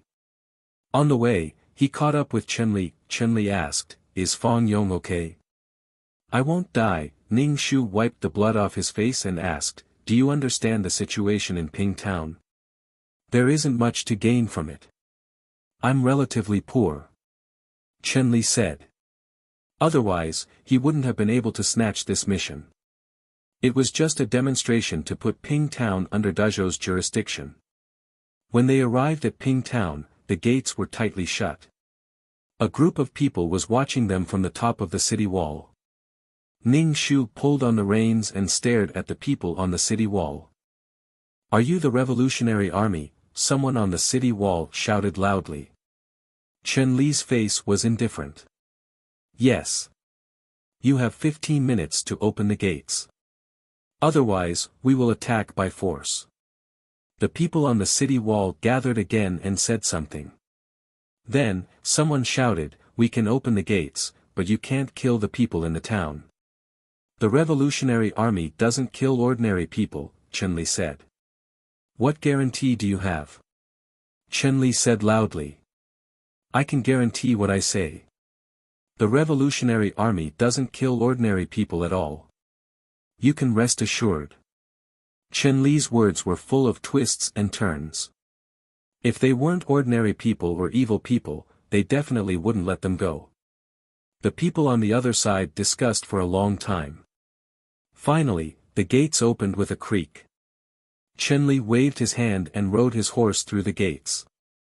There was no joy on his face. If it could be taken down so easily, it meant it wasn't worth it. Ning Shu smiled and said, "This is a good thing. You subdued the enemy without a fight. It means the people's hearts are with the Revolutionary Army. A single spark can start a prairie fire." Chen Li said helplessly, "I'm afraid we won't get anything out of this. There are always rich and evil people everywhere. If we kill these people, we will get something out of it," Ning Shu said. The mayor of Ping Town received Ning Shu and his sister. Chen Li saw the mayor's oily face, fat head, and big ears. He wore silk and satin, and he was so afraid of death that he opened the gates and surrendered. Chenli wanted to kill the mayor. Ning Shu pulled Chenli back. Chenli gripped his long spear and said, "Sister, look at him. He must have taken a lot of the people's money. What's the point of keeping someone like that?" "Brother, since this mayor is willing to surrender and has been in charge of Ping Town for so long," Ning Shu said, "he is the most suitable person to manage Ping Town. However, we need to make an example out of him and scare him. People like that would be loyal to you if you were strong enough. As long as you were strong enough, they wouldn't dare betray you." Ping Town was close to Dazhou, so he wouldn't dare have any ideas. The more people like the mayor of Ping Town, the easier it would be for them to attack the town. Chenli thought about it and called for a subordinate to go door to door and investigate the town's evil tyrants, rich and evil people, or people who were angry but didn't dare speak out. Chenli brought people over and killed them. He wanted his subordinates to see blood. He couldn't just come here for fun. While he was at it, he took all the money. After killing people, he had to announce their crimes to the world. The fat mayor almost wet himself when he saw the Chen siblings covered in blood. He didn't dare question Chenli and Ning Shu. Didn't they say they weren't going to kill anyone? Where was the trust between people? The mayor raised his hand and swore that he was loyal to the rebel army. Then, he took out all the good things in his house. There were about 2 boxes with jewelry and silver inside. Chenli smiled, revealing his white teeth. He almost scared the mayor to tears. Chenli shook the red tasseled long spear in his hand and said, "I hope the mayor can manage the town well. I hope every family can eat their fill. The mayor should know what to do." I know. Don't worry. Chenli and Ning Shu took the food and silver they had plundered and left. When they returned to Dazhou, they would reward their subordinates according to their merits. "Sister, I will go alone next time," Chenli said. "You are a woman. It is too dangerous." Ning Shu shook her head and said, "It's fine." With this condition, she naturally had to go to the battlefield. After the country was established, the woman would have to stay in the backyard and do embroidery to serve her husband. Usually, when a country was first established, it was the most tolerant time. They had to rely on this time to fight for some special privileges. Chenli didn't say anything. Naturally, he hoped that his sister would be by his side. One person's ideas were short, and the two of them could discuss it. It was pretty good. After packing up, Chenli went to report the situation to General Liu. When General Liu heard how Chenli had handled it, he nodded and said, "Well done. This was your sister's idea, right?" Chenli immediately smiled foolishly. He scratched his head and said, "It was my second sister's idea." "Unfortunately, your sister isn't a man," General Liu said with a bit of pity.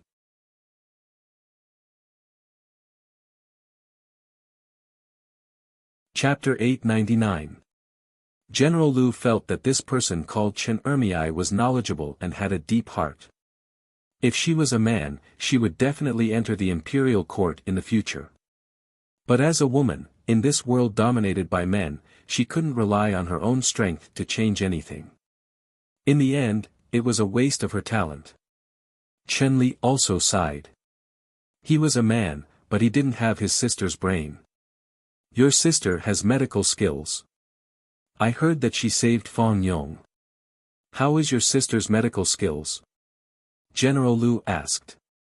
Chenli said, "I don't know. She just reads medical books by herself." General Liu's expression was somewhat speechless. Was medical skills something that could be learned just by reading medical books? He waved his hand at Chenli, "Go down." Chenli cupped his hands and returned to the camp. Seeing Ning Shu checking the medicinal herbs, he walked over and asked, "Where did these medicinal herbs come from?" Ning Shu didn't raise his head and said, "Fang Yong sent someone to deliver them. He said it was to repay the kindness of saving his life." He didn't expect Fang Yong to plunder so many good things. "I thought you were angry with Fang Yong and wouldn't save him." Chen Li said, after all, he caused such a ruckus in the village. Even Chen Li had a knot in his heart for Fang Yong. What Bai Yiqiao did was quite vicious. Last time when we attacked the city, he blocked an arrow for me. An eye for an eye. Ning Shu said without much care. Although there was a grudge, he didn't have to kill the other party. Besides, General Lu probably wouldn't let them go.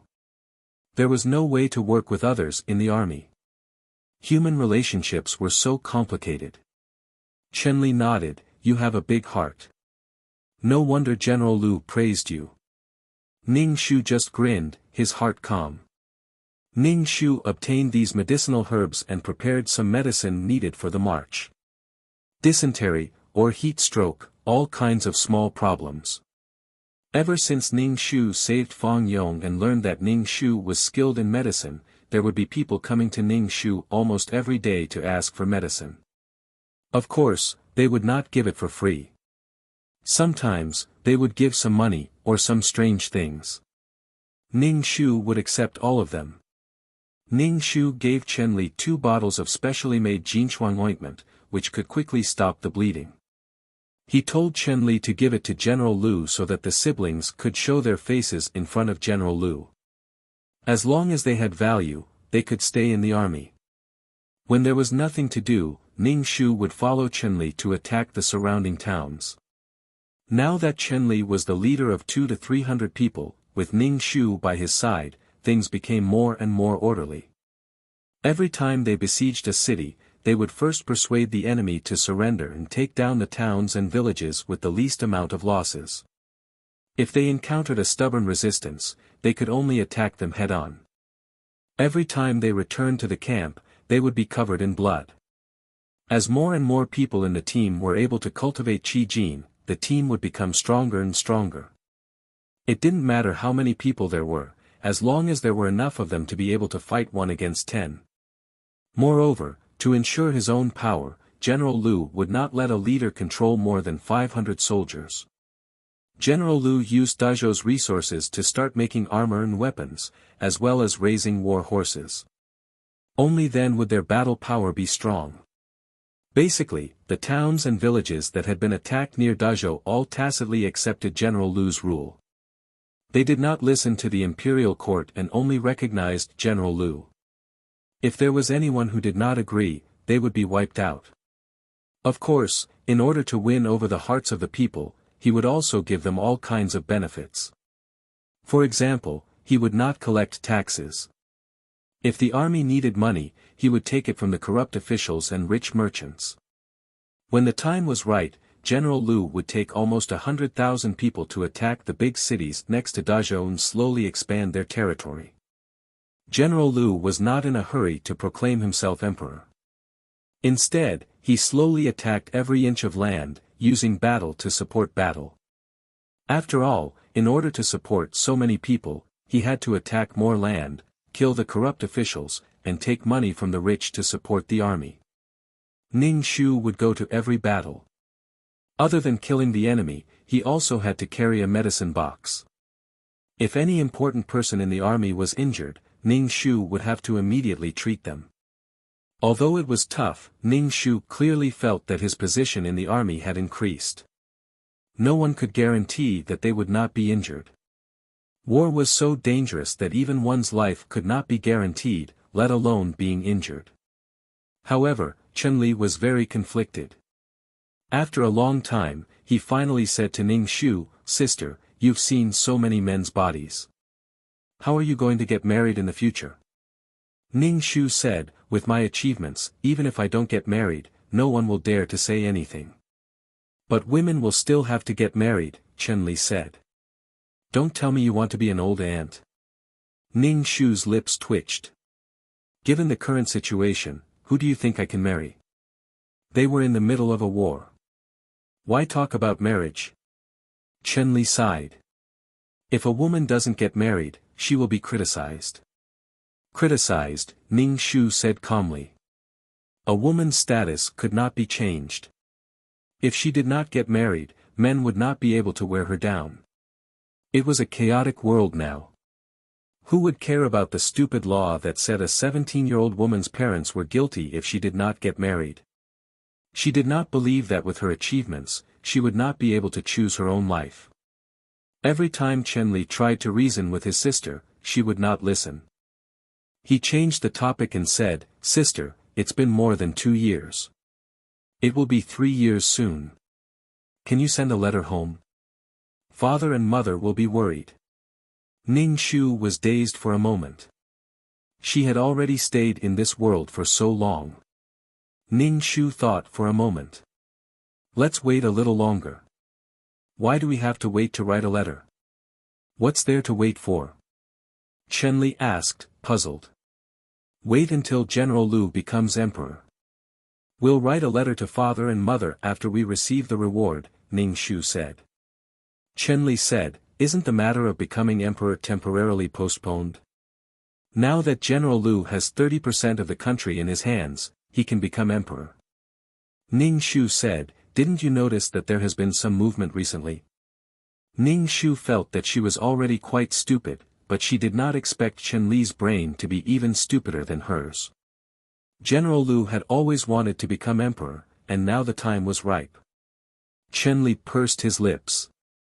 I'm not a roundworm in General Lu's stomach. How would I know what he's thinking? Chen Li went out to train the soldiers. Fang Yong came over with the herbs and placed them on the table. Ning Shu said, give me 10 bottles of injury medicine. Fang Yong pushed the herbs to Ning Shu. Clearly, he wanted to use these herbs to exchange for them. Ning Shu generously accepted the herbs and gave Fang Yong 10 bottles of Jinchuan ointment. Fang Yong accepted the Jinchuan ointment and looked at Ning Shu. Sister Chen, I think you are suitable to be a military doctor. Sometimes, saving people is more effective than killing people. Ning Shu smiled. Thank you for your suggestion. I will consider it. Fang Yong nodded and left with the ointment. After Fang Yong left, Ning Shu rested her chin on her hand. How could she not know that? But she had to have military merits first. Chen Ermei was probably suitable to be a military doctor, but she could not accept looking at a man's body. Ning Shu took out a notebook and ground an ink stick to record the ratio of the various medicinal powders. She also recorded the diseases that were most likely to be contracted during the war, how to treat them, and how to treat some wounds.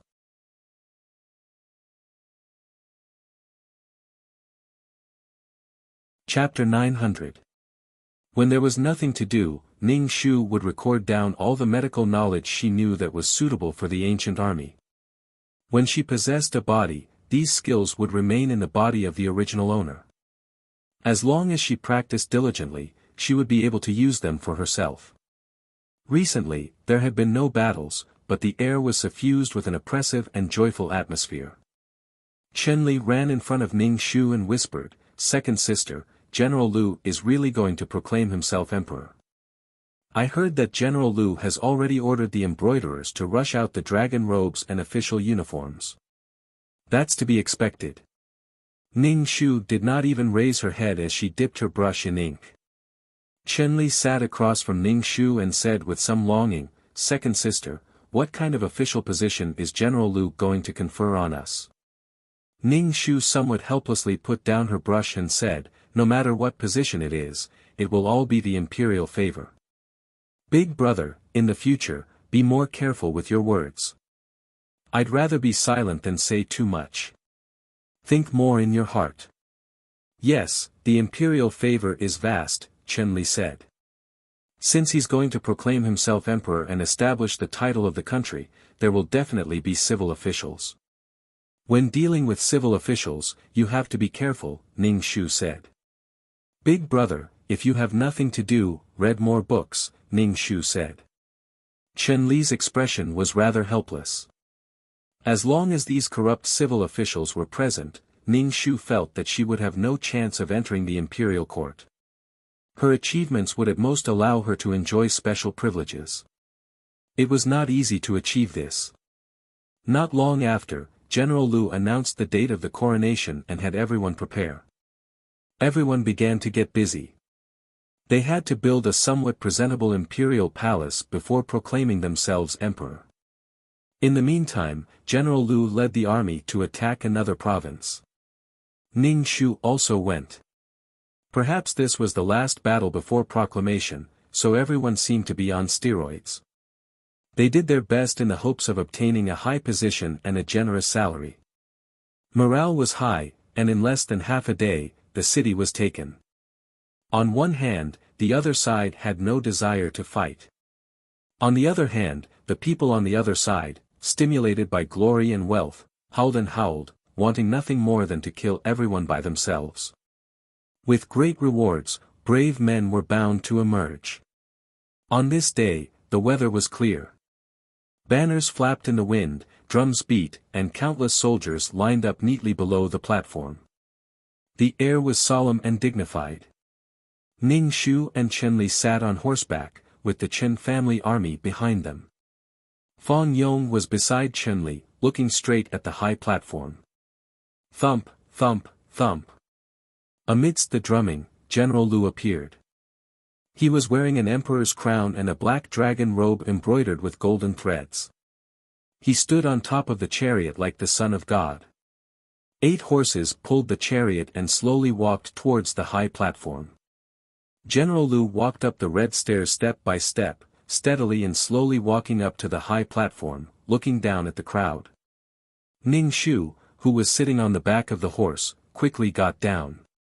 All the generals and soldiers knelt on the ground and shouted, "Long live the Emperor, long live the Emperor, long live the Emperor, long live the Emperor." His voice resounded through the sky, covering the sound of the drums. After the cheering stopped, there was only the sound of fluttering flags.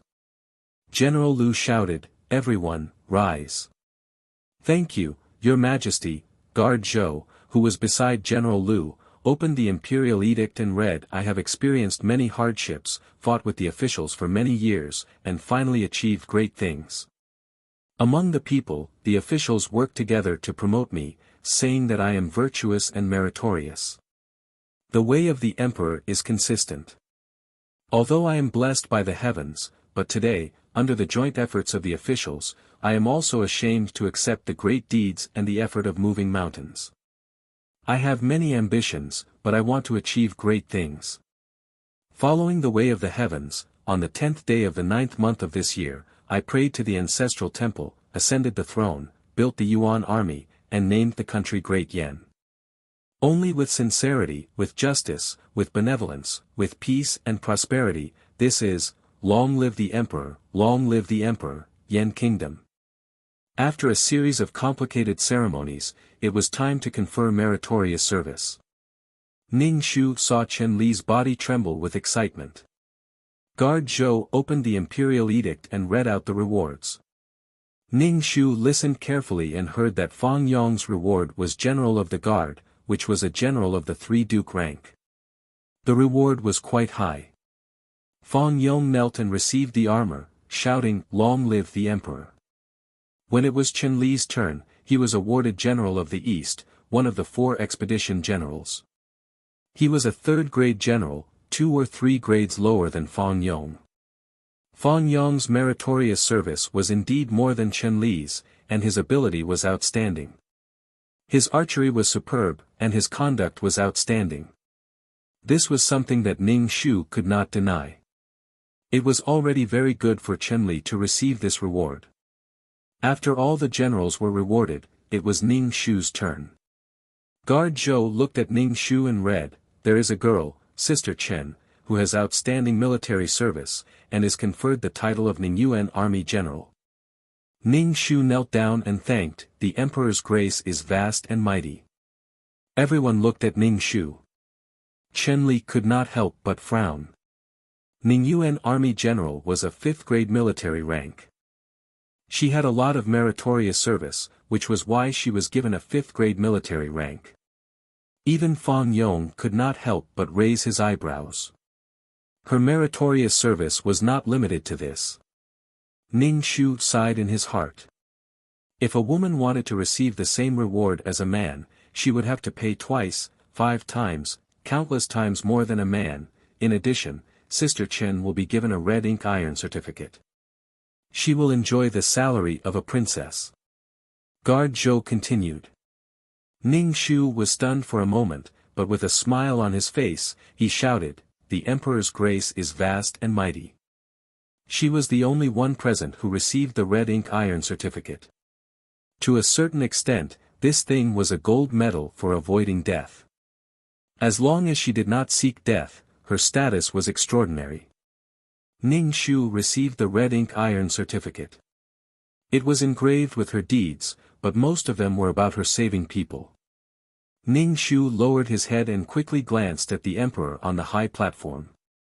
He thought in his heart that the emperor probably did not want him to go into battle to kill the enemy. Instead, he wanted him to do what a doctor should do. After establishing a country, he would not tolerate a woman messing up the court. He could give her preferential treatment, such as the salary of a princess. All kinds of thoughts flashed through Ning Shu's mind as he tried to figure out what the emperor was thinking. However, the name of the Chen family having two generals was quite pleasant to the ears. To a certain extent, the Yan emperor acknowledged her meritorious service. However, he could not give her a high position. Ning Shu's official position was actually empty. He did not need to go to court at all. When the court stabilized, Chen Li and the others would go to war. Ning Shu did not carry a spear or a horse anymore. Instead, he carried a medicine box and saved people. Ning Shu took the initiative to tell the Yan emperor that he wanted to train a few military doctors. Sometimes, there would be too many injured people for him to handle. The Yan emperor agreed immediately. He also said that if there were no suitable candidates, he could recommend a few. Ning Shu could only say that there were already candidates. The people recommended by the Yan emperor were all loyal to him. He did not know if the Yan emperor would consider the relationship between master and disciple. Ning Shu chose a few young men to learn medicine from him. However, the Yan emperor recommended two young men. Ning Shu could not chase them away, so he taught them together. You're tuning into the Han Li's Wuxia Adventures YouTube channel. We're so grateful for your support, and don't forget to subscribe to join us on this incredible journey through captivating stories. Your generosity through donations truly makes a world of difference, as it's the primary source of revenue that allows me to expand and enhance this channel for you. Thank you from the bottom of my heart for being a part of this adventure.